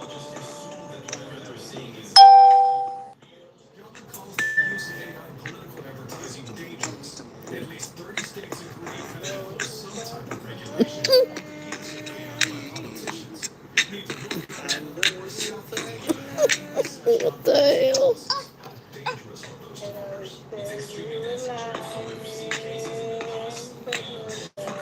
Lord, they done added a Peter Dookie emoji. Jesus, then now they ain't gonna never take off them builder butts. It's gonna be down there just circulating all the heat, Lord, and holding it together. And it's gonna smell like baked tilapia and hot water balloons. Jesus, I don't know what they doing. Welcome, contestant 5 to the. Oh, whoa, wait a minute. Oh, you okay? Oh my God. Okay, she's back up. Whoa, back down again. It's like so sad. Like a baby deer. A very cold deer. It's like a drunk baby deer walking. Just newborn deer trying to figure it out. Look, oh my God. That's shocking. Yeah, take those off. Should we go to a commercial break or? Keep rolling. Okay. Well, yeah, she's going to take them. Here we go. Okay. All right. Think she has it this time. Oh my. Whoa, back down again. Somebody help her, please. Somebody take those off immediately. Yeah, this is. Wow. Wow is right. I've never seen anything like this. I totally agree, Tom. Maybe the heels are too high or ankles are too weak. I don't know. It's a guy, so. Back to you. Welcome, contestant 5 to the. Oh, whoa. Oh, okay. Okay, she's back up. Whoa, back down again. It's like so sad. Like a baby deer.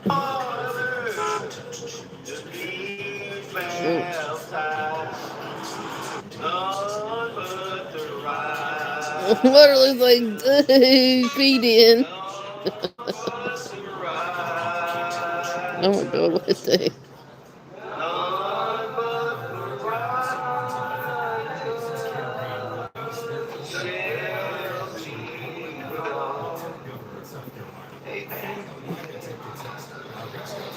As we come this morning, being obedient to the great God in this church,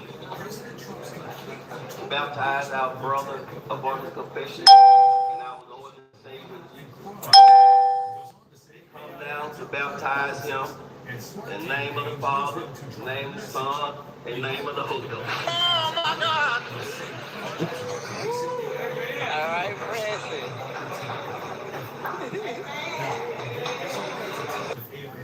I'm gonna go to hell. Because if I show up to my baptism and it's a tub full of pickle juice, Pastor, I ain't been doing all that type of sinning for you to add no extra stuff to the water, Pastor. I just been medium sinning. I ain't been felonious. How do I know? Oh, it's going right there. Okay, here we go with the renewing the vow. Renewing the vow. Because I I wanted to be as furthest away from this tomfoolery as I could get, and this did it. So here's Penelope and Justin. This is my daughter's side of the family through her husband. I don't want no confusion. We're not related. Here's Michael and his wife Stephanie. Michael thinks he's an African American rapper. Hell, he's only been in a police car one time, and that was for Hell, he's only been in a police car one time, and that was for a ride along. Here's Tom and Stephanie. Stephanie makes all the refreshments and food for the events that they have. She also eats them all, so I guess it's just a love-hate relationship.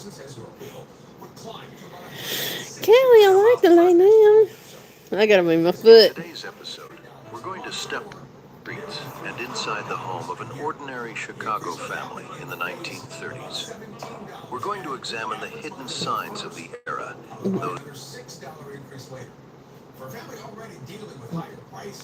After years and years of renting, I think it's time to buy a home. Especially considering the fact we're about to have 2 babies, I would love to have a home. And my dream is a Victorian home. And we're starting with the very bottom of our budget. Like, these houses are priced suspiciously low. This is the first house, placed literally in the middle of nowhere, and the houses around it are literally falling apart. But you know, if the inside is perfect, we might just go for it. So the wallpaper on the ceiling is actually from the 1800s. That's insane. This room is really what caught my attention. But sadly, I felt like this house was just so dark inside. I feared my mental health would suffer. And also, fun fact, a doctor owned this place and ran his practice out of the house. How many people died in here? We didn't even think of this until we started touring the house. Anyways, the house was all right. It seemed to be in decent condition. But honestly, the location of this house really just isn't doing it for me. Like, I wouldn't even want to take our babies on a walk, and that's it. This second house is in a more popular area. Like, there's a Trader Joe's kind of thing. And I'm like, okay, why is it priced so low? Like, the detailing in this house is fabulous. There's some modern upgrades, but also a lot of the original things have been kept in the house, like the crown molding. I was walking through this house just waiting to hear what the downside was. I mean, with the house price this cheap, there has to be one, right? Yeah, right. Well, the kind lady showing us the home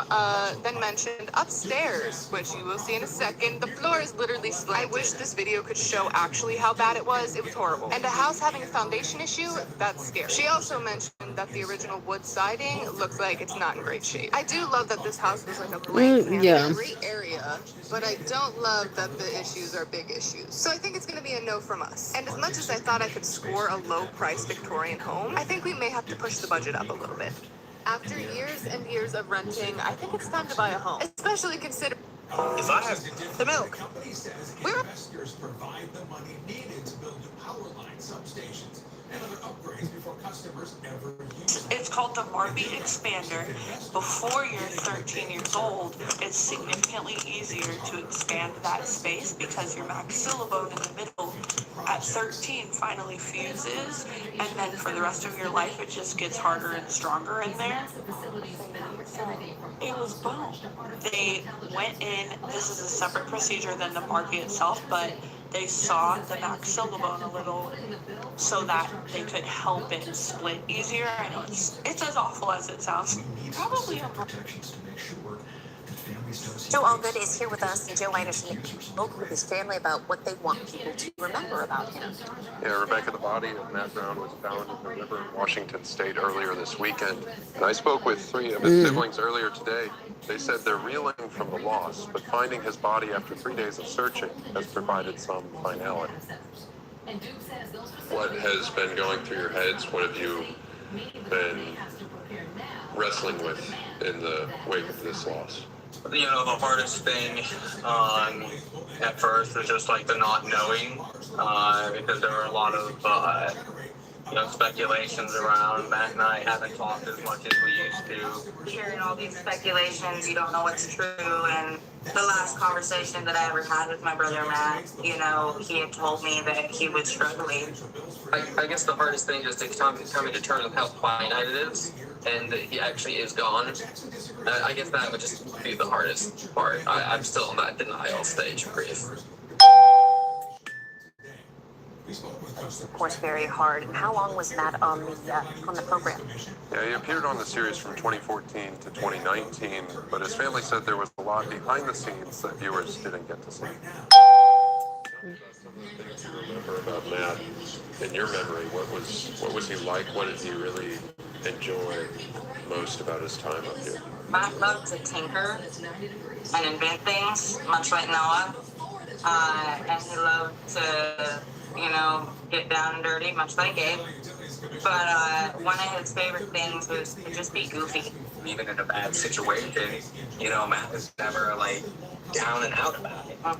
You could tell it got to him, but it was always like, let's make it better. He really embodied the family motto, one wave at a time. That siblings shared a lot more about him and their time together. If you'd like to watch that full interview, you can find that on our website. Oh my goodness, I can't believe, he's gone. Oh. Wanted to update y'all guys.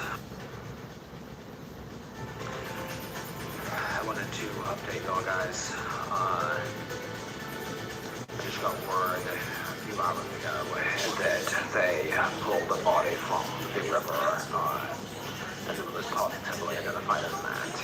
Noah was there. Noah helped him out of the water, actually. And Noah so Matt is no longer with us. Matt.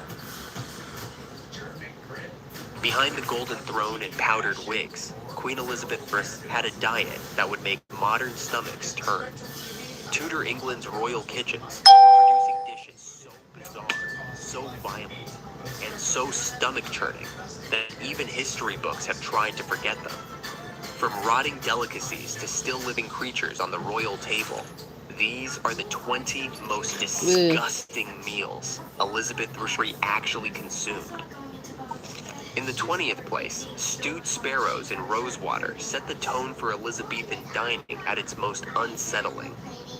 50 tiny birds, each no bigger than a thumb, were simmered in a syrupy bath of rosewater and honey, transforming a delicate garden scent into a cloying glaze over gamey flesh. The royal household accounts from 1578 record a single shilling spent on this miniature massacre. Yeah, I gotta move my foot, babe. Songbirds into a luxury reserved for the queen's table. Contemporary Can I descriptions feel my capture the feet? dish as sweet, My foot's asleep. faintly gamey, with the floral perfume just barely masking the iron tang of blood and bone. This was not just food. It was a statement of power, a courtly indulgence where sweetness and cruelty mingled in every bite. 19th place, lamprey pie sealed with lard slithered onto the queen's table as both a privilege and a punishment for the senses. These blood-sucking eel-like fish were reserved for royalty by the 1324 Royal Fish Statute. Catching one without royal leave meant risking treason. In 1576, the royal ledger records the purchase of 30 lampreys at 2 shillings each, a price reflecting their status as aquatic gold. The preparation was as unctuous as it was revolting. Whole lampreys, coiled in pastry, then capped with a thick layer of pork lard to trap every drop of their oily, briny juices. A foreign envoy described the result as slick richness that clung to the mouth, a texture as greasy as it was decadent. In the Tudor world, the more revolting the luxury, the more powerful the message. In the 18th place, roasted swan stuffed with its own offal delivered a spectacle of both privilege and brutality. The swan, a bird owned by the crown and protected by law since 1559 swan license, was reserved for the queen's table alone. After roasting, the entrails, heart, liver, and gizzard were forced back into the carcass, creating a self-consuming feast that left foreign visitors aghast. The Royal Ledger from 1576 records 3 signets purchased at 5 shillings each, a price reflecting not just rarity, but legal monopoly. Finished with a musk-sweet glaze, the aroma mingled river mud with perfume, filling the hall with a scent both alluring and repulsive. One diplomat remarked on the horror of a bird eating its own heart, a dish where spectacle, gore, and royal power converged in every bite. In the 17th place, blackbird pie transformed the banquet table into a living stage of shock and spectacle. The pastry was engineered as a hollow shell, vented for breath.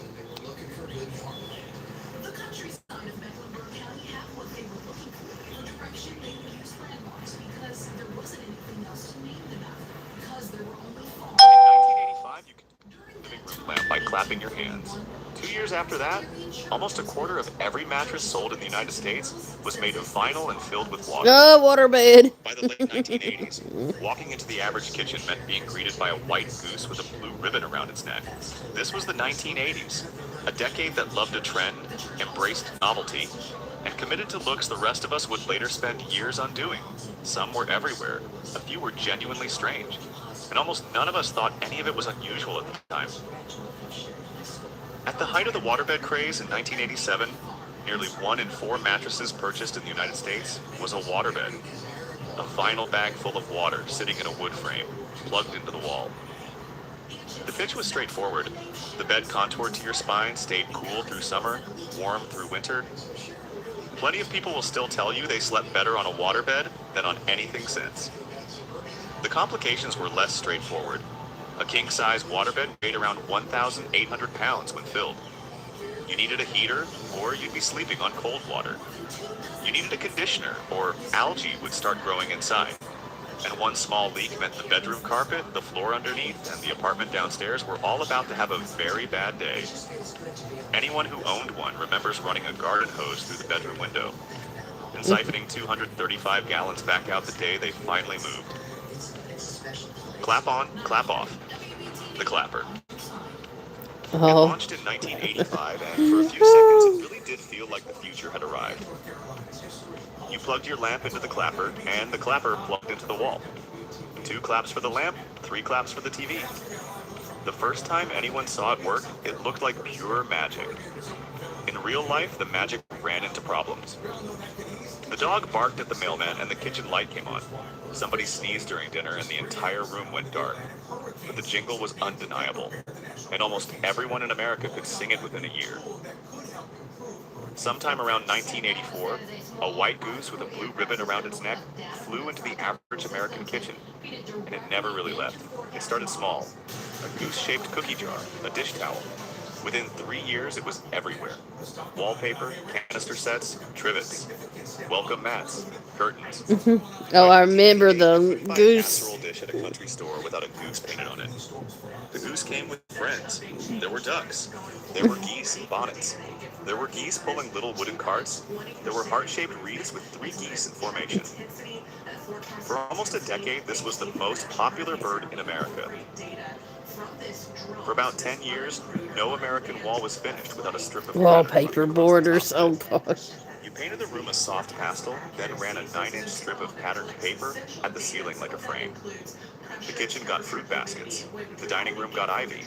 The bathroom got seashells. The nursery got teddy bears. The bedroom got cabbage roses. The most popular pattern in America was a folk art design called Heart and Hand.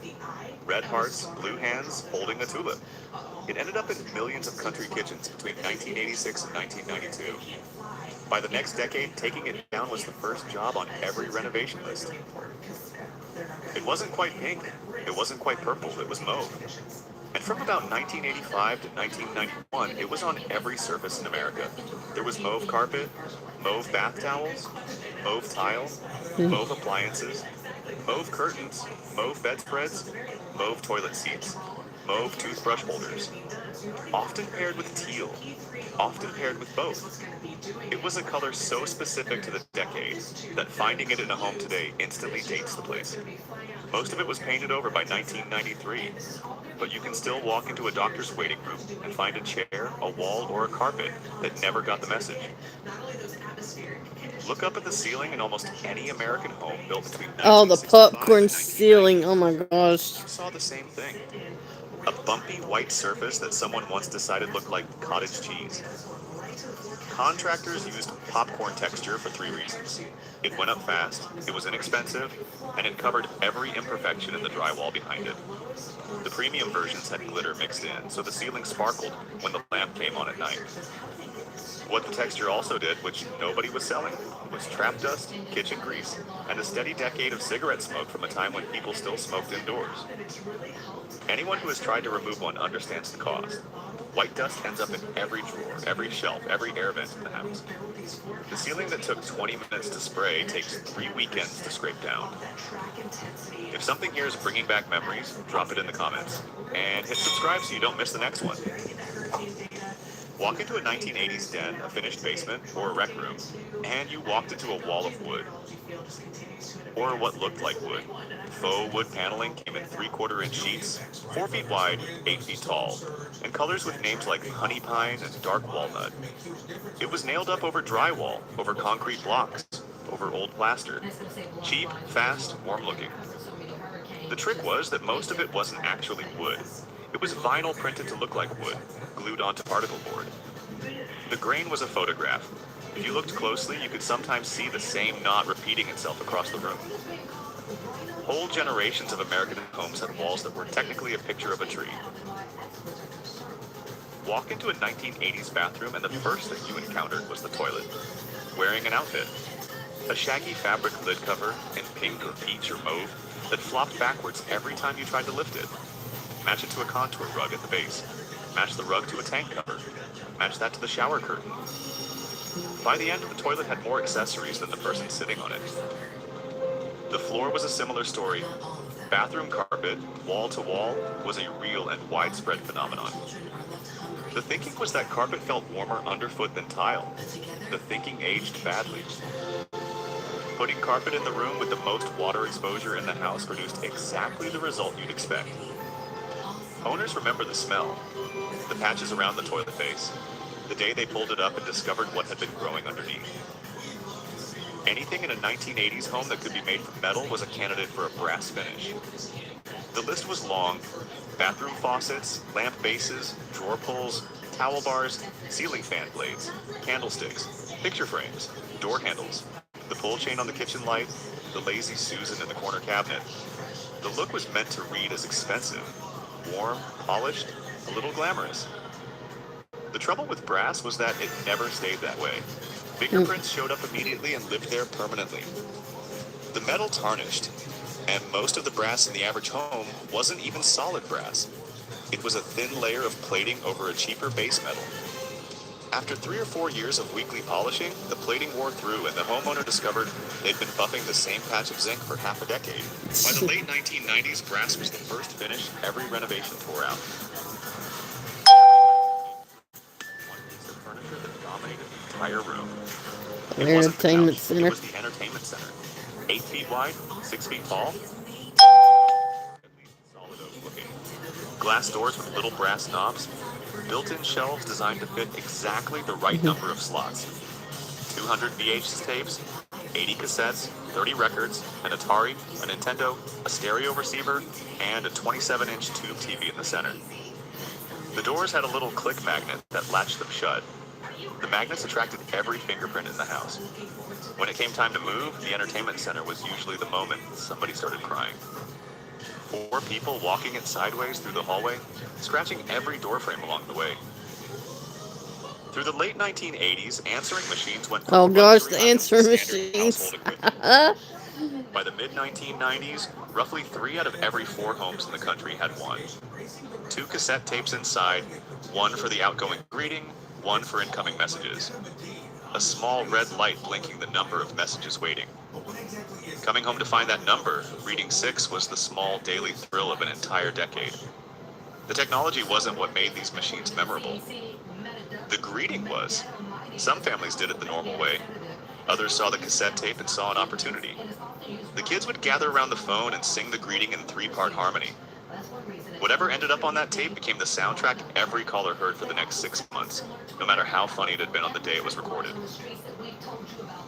Long stretches of glass across suburban America in the 1980s came with one solution: vertical blinds. 3-inch plastic slats hanging from a track at the top, controlled by a wand on the side, marketed as the elegant treatment for patio doors and sliding glass. The showroom version was sleek. The home version was different. One slat had always rotated in the wrong direction. Another had popped off the track and was leaning against the wall. A third had been bent by a kid, chewed by a dog, or warped by sunlight, and never sat flat again. Walking past them produced the signature noise of an 80s living room. A long plastic clatter like dominoes falling slowly down a hallway. Anyone with vertical blinds at home learned to walk a slightly different path through the room, just to keep the whole wall from rattling at once. Glass blocks weren't new in the 1980s. They had been around Thank for y'all for almost the 100 15 years. likes. but the decade discovered them, branded them as Miami Vice, and started installing them It's been everywhere. a good day. In bathrooms, glass blocks formed the wall around the shower. In entryways, they replaced solid walls to let light through. In bedrooms, they sometimes formed an entire wall between the sleeping area and the master bath. The pitch was that the blocks were modern and architectural. In practice, everything behind a glass block wall looked blurred, underwater, like a memory you couldn't quite focus on.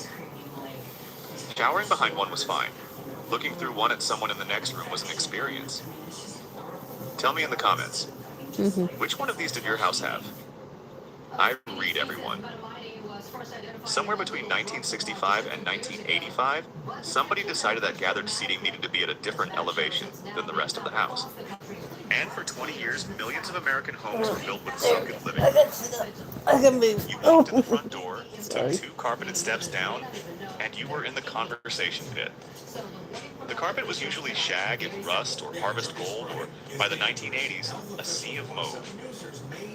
The architectural idea was that the lower floor created intimacy. The reality was that people tripped on the steps. Toys disappeared down them. The vacuum couldn't get over them. When the sunken living room finally went out of style, it became the first thing every renovation team filled in. If a 1980s home wanted to feel bigger, the answer was always the same. Cover an entire wall in mirrors. Sometimes it was one giant sheet of mirrored glass. More often, it was the do-it-yourself version. 12-inch square mirror tiles with adhesive squares already on the back. Come on. You peeled the I just paper, had to move my pressed legs. the tile against the wall, and lined up the next Come one. on. Come on. By the end of the Come on. afternoon, you had a wall of mirrors, slightly crooked, with thin grout lines between every tile. Some had silver veins, some Dave had should gold be home markings. soon. When the time came to take them down, half the drywall came off with the tiles. There are houses today still living with mirror tile glue residue under their wallpaper, and the homeowners don't even know it. In countless American homes, the good living room couch lived its entire life under a fitted clear vinyl cover. White piping along the seams cut to the cushions. The intention was to keep the upholstery underneath in original condition for as long as possible. Sitting on it was an experience. Bare legs adhered to the vinyl in summer within seconds. Standing up came with a long, peeling sound. Every shift in position came with a fresh squeak. Here's the funny part of the story. A lot of those couches still exist. Pull up the plastic, and the upholstery underneath looks like the day it left the showroom. 40 years of preservation, perfectly intact. Because nobody ever sat on it. The plastic worked. Everything else was the price. Walk into a slightly upscale 1980s living room, and somewhere in a corner you would find one. A white plaster column, 4 feet tall, in the shape of a...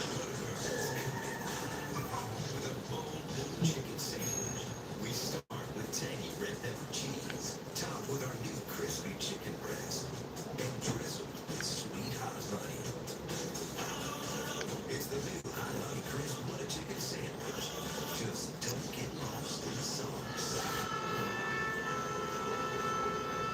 Savor it for a limited time at One Up Burger. Come one, come y'all.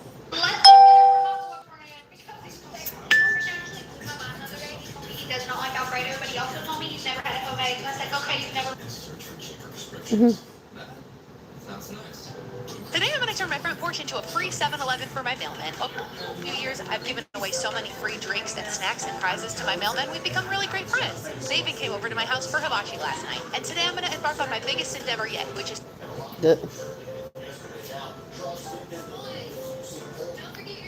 Just because you work all day doesn't mean you get to come home and neglect your duties as a wife. You still gotta cook. No,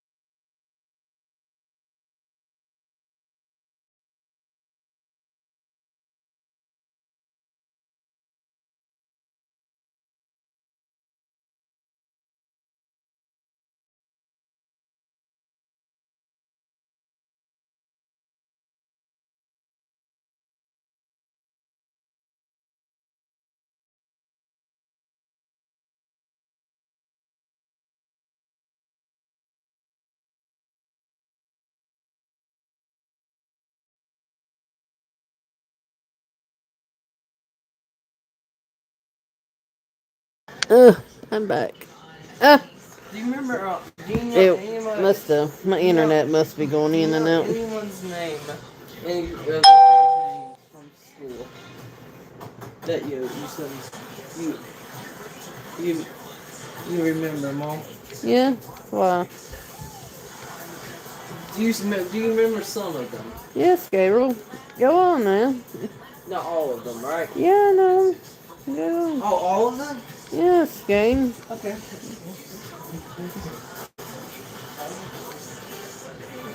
The text.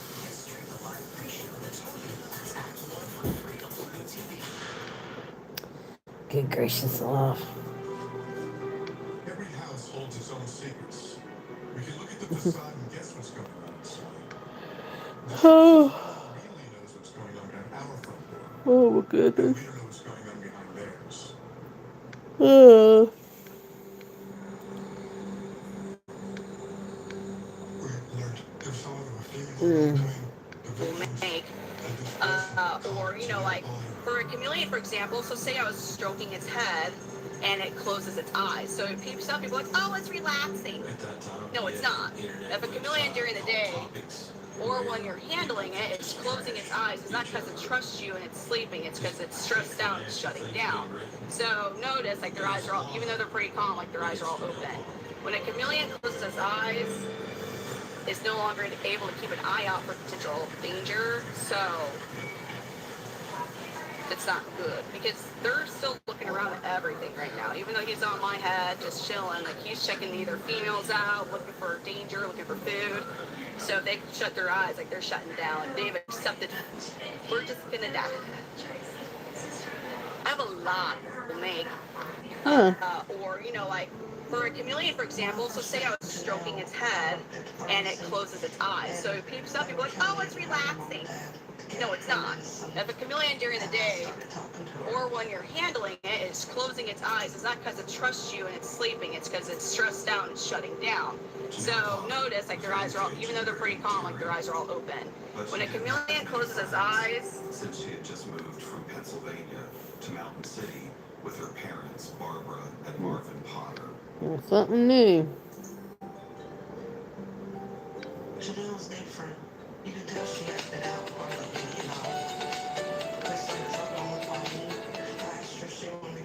Where is my bike? What bike?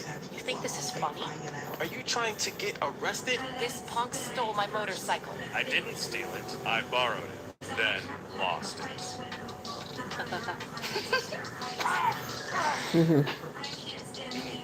I do have therapy. It is understandable why Jojo is upset about a stolen motorcycle. See? However, assault is not a recommended solution. Smart robot. Kindroid, AI for your unfiltered thoughts. Let's feed the baby chameleons. I absolutely love to store the crickets in this clear to-go container. I just picked up some small pinheads, so I'm going to go ahead and put them in here. With the small crickets, like these guys, and like the quarter-sized ones, I don't have issues with them really jumping out of here too much.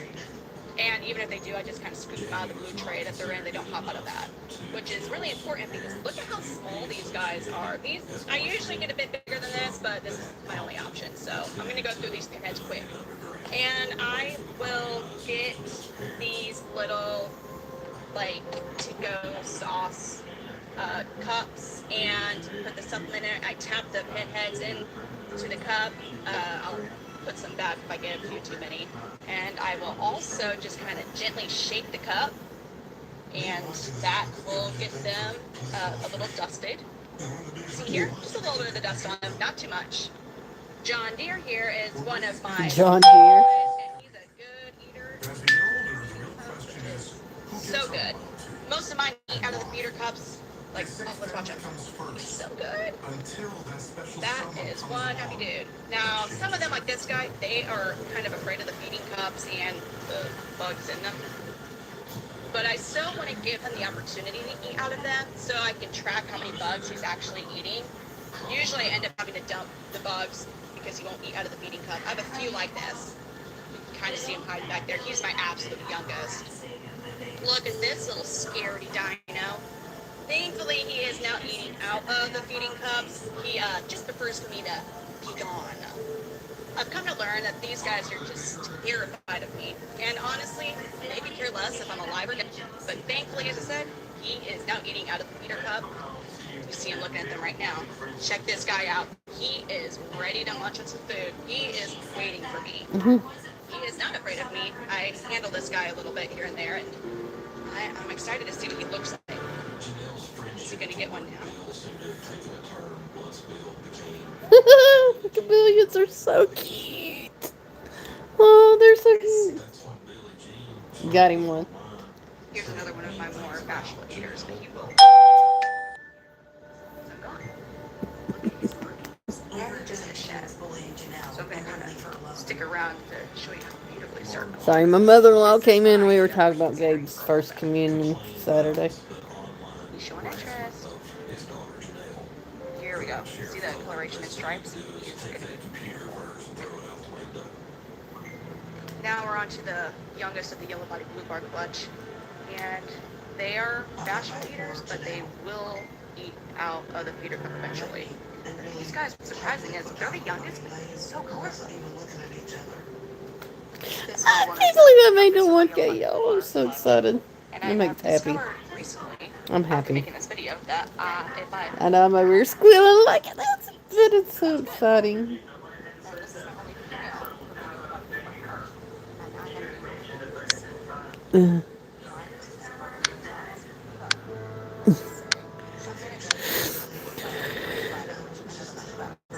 Oh! Oh shit. I'm sorry.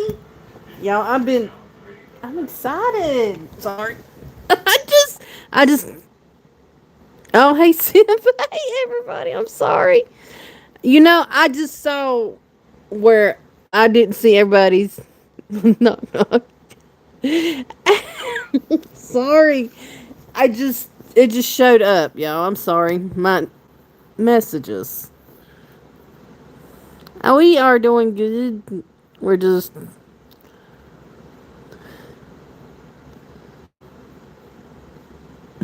I'm sorry. Thank you, everyone. I'm sorry.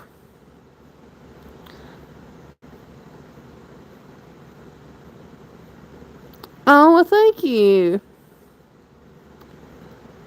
No, it's probably mascara. I was actually laying down a little earlier. I'm sorry. I just noticed my I just noticed it. I went. I just had to refresh my thing. My internet's been acting up today, so it's like, you know. Hey Eric. Hey Sunflower. Hey Share Bear. Hey Simba. Hey Mr. Simba. Hey Gary. Hey Kelly. Hey Bama. Um, who am I? You too.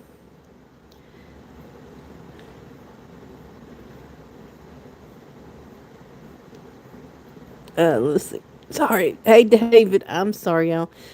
Oh, thank you, Tiffany White. That's pretty cool. We both got names Tiffany. I'm doing it. Hey, Jose. I'm sorry, y'all. Dang. I don't know. My internet's acting up. I get excited for today, and you know, the internet's deciding it's want to act up today. Gonna go get my hair done tomorrow. Gonna get some highlights put in. Got Gabe's first communion for Saturday. Then next Friday, Louis' um, surgery. I got probably bags or mascara. Yes, I've probably got some black eye bags under my eyeballs. Not been sleeping well at night. I don't know why. But I'm sorry, I just missed everybody's messages. Sorry. I was looking, I was like, I was looking at this one. I was like, wait a minute. It stopped at this one little message, and I'm like, wait a minute. Where the heck's everybody else's messages? I've been, my internet's been, I don't know. It's been wacky. Of course. Spectrum. Spectrum sucks. Let me tell you that. But, you know.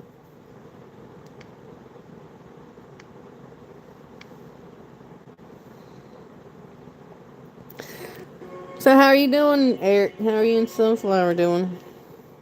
How's Share Bear doing? How's everybody else doing? I'm sorry. I just noticed my. I was like, wait a minute. I'm like, why is my. My chat look like it's frozen? Uh, and it was. It was frozen, actually. It was frozen. Sorry. I'm sorry.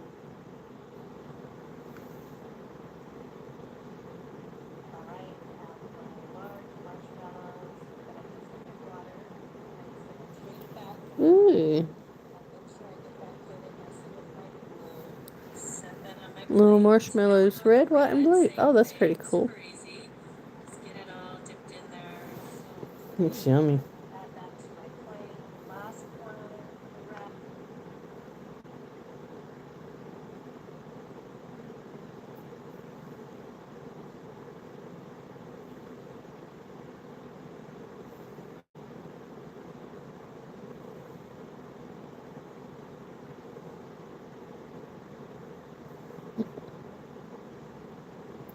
I'm sorry.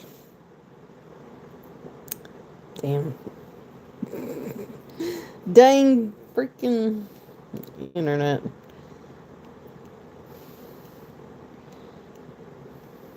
Had it like for 2 hours, and then I just look up, and this whole thing now it shows.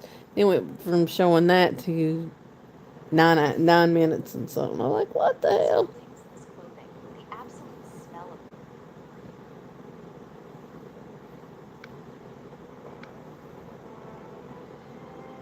Mm.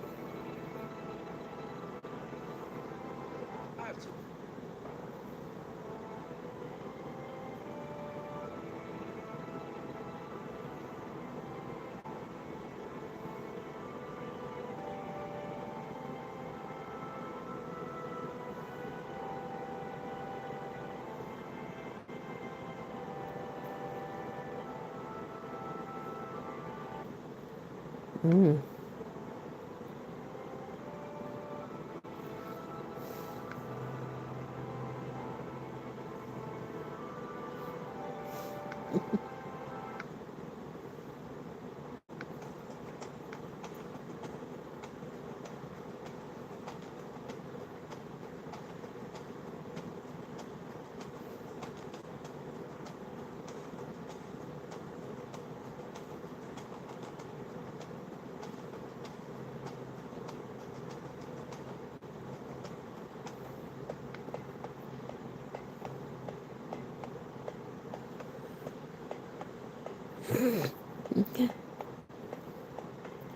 But I hope everybody's doing well.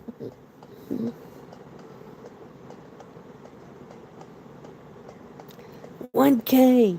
1K. Dang.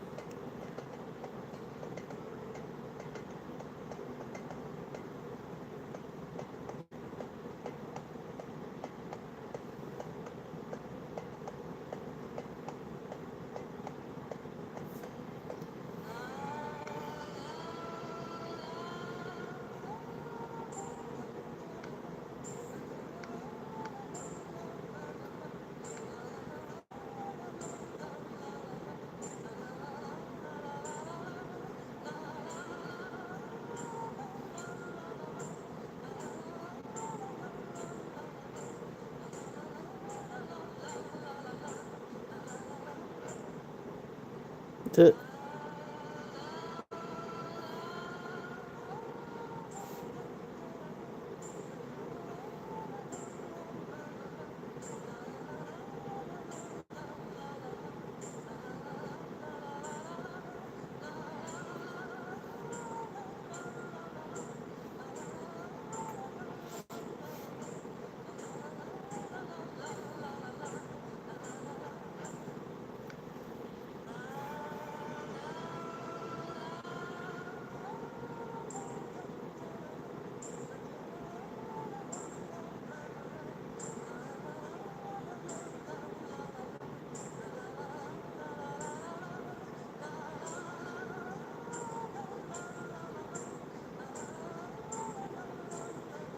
Mm.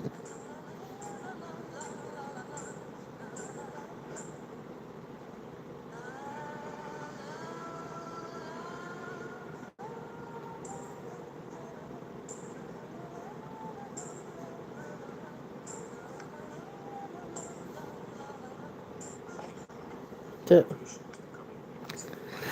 but I hope everybody's doing well. Oh my goodness. Now we got the one case subs. Now we just got to get to the other. I gotta work. I gotta work on those hours. So,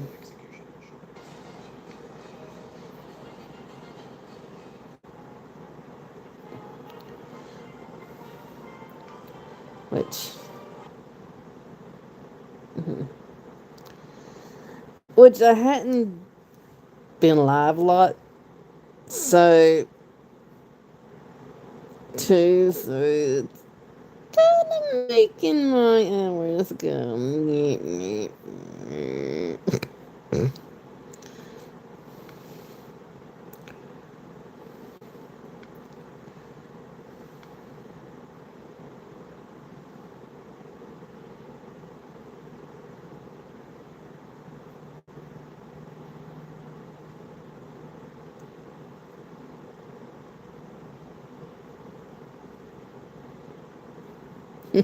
So it says here I have 1,642 hours, watch hours in.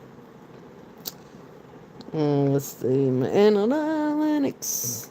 Yeah, I can say that. Let's see. Hmm. Yeah, my watch hours. I only got like 27.4 watch hours in last month. Yep.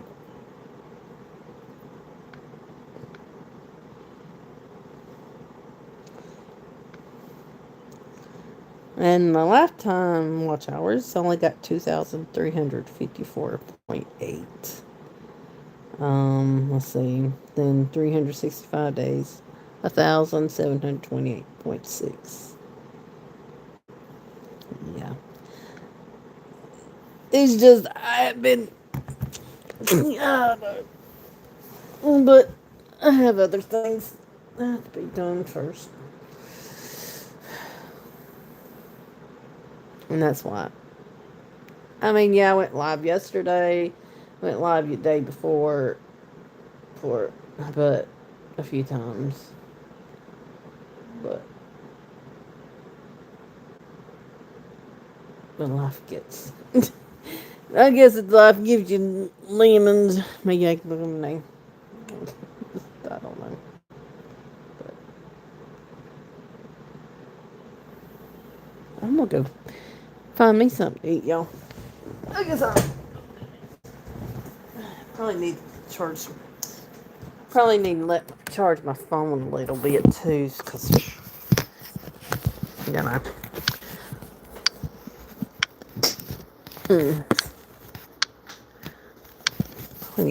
Probably need to go wake Louie up.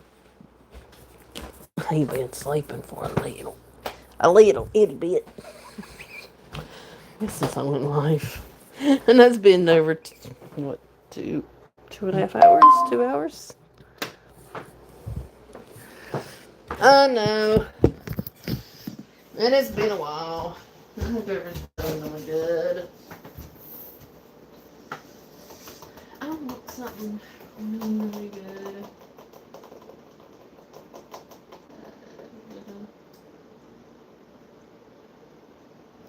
And we went to our local hibachi grill today. Oh my gosh, it was good. I didn't eat much, but they always have good food.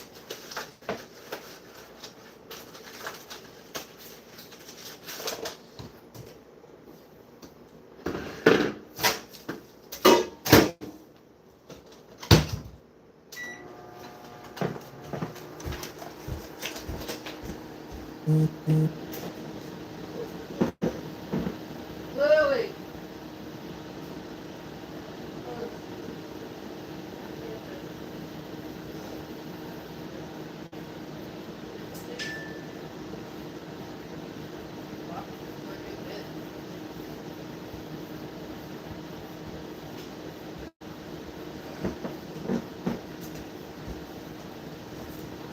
came home?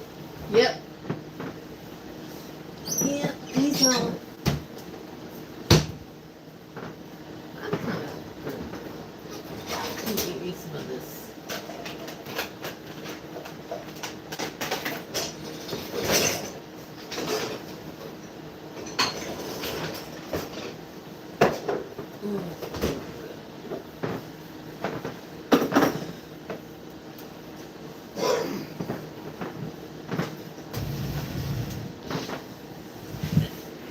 She was actually laying, Louis. She got up in my lap and laid there in my lap for the longest time. I'm like, she could have laid there longer, but my leg was starting to fall asleep, and I'm like, yeah, you gotta get up. Yes, Squeaky, you'll stop watching. Squeaky. Squeaky. Squeaky.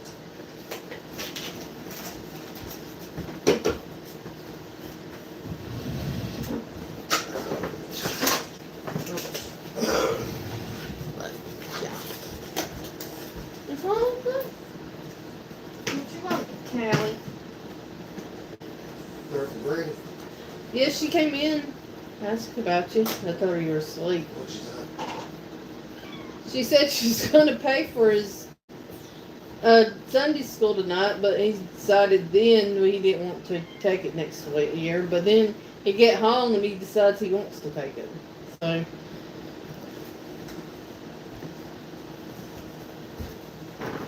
Oh my goodness. Squeaky, squeak, squeak. You want something? Eat, eat, eat. Come, come, come, come. Come on. Come on.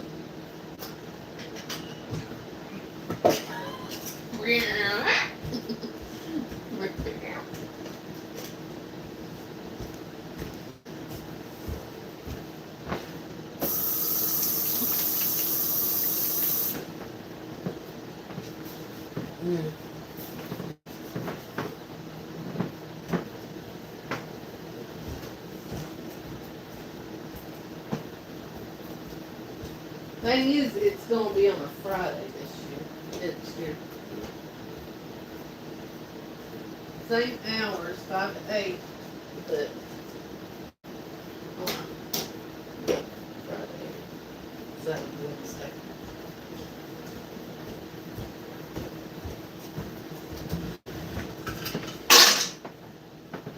I mean, that's good. It's on a weekend, but Friday night. Huh?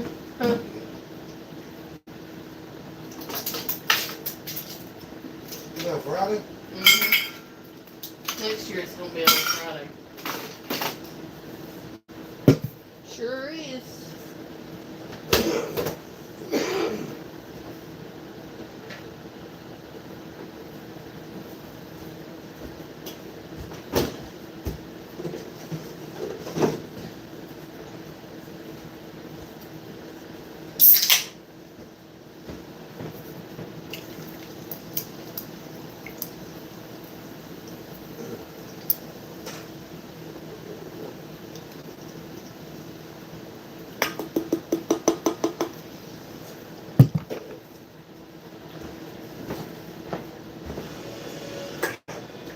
And I'll be back. I'm going to put these outside.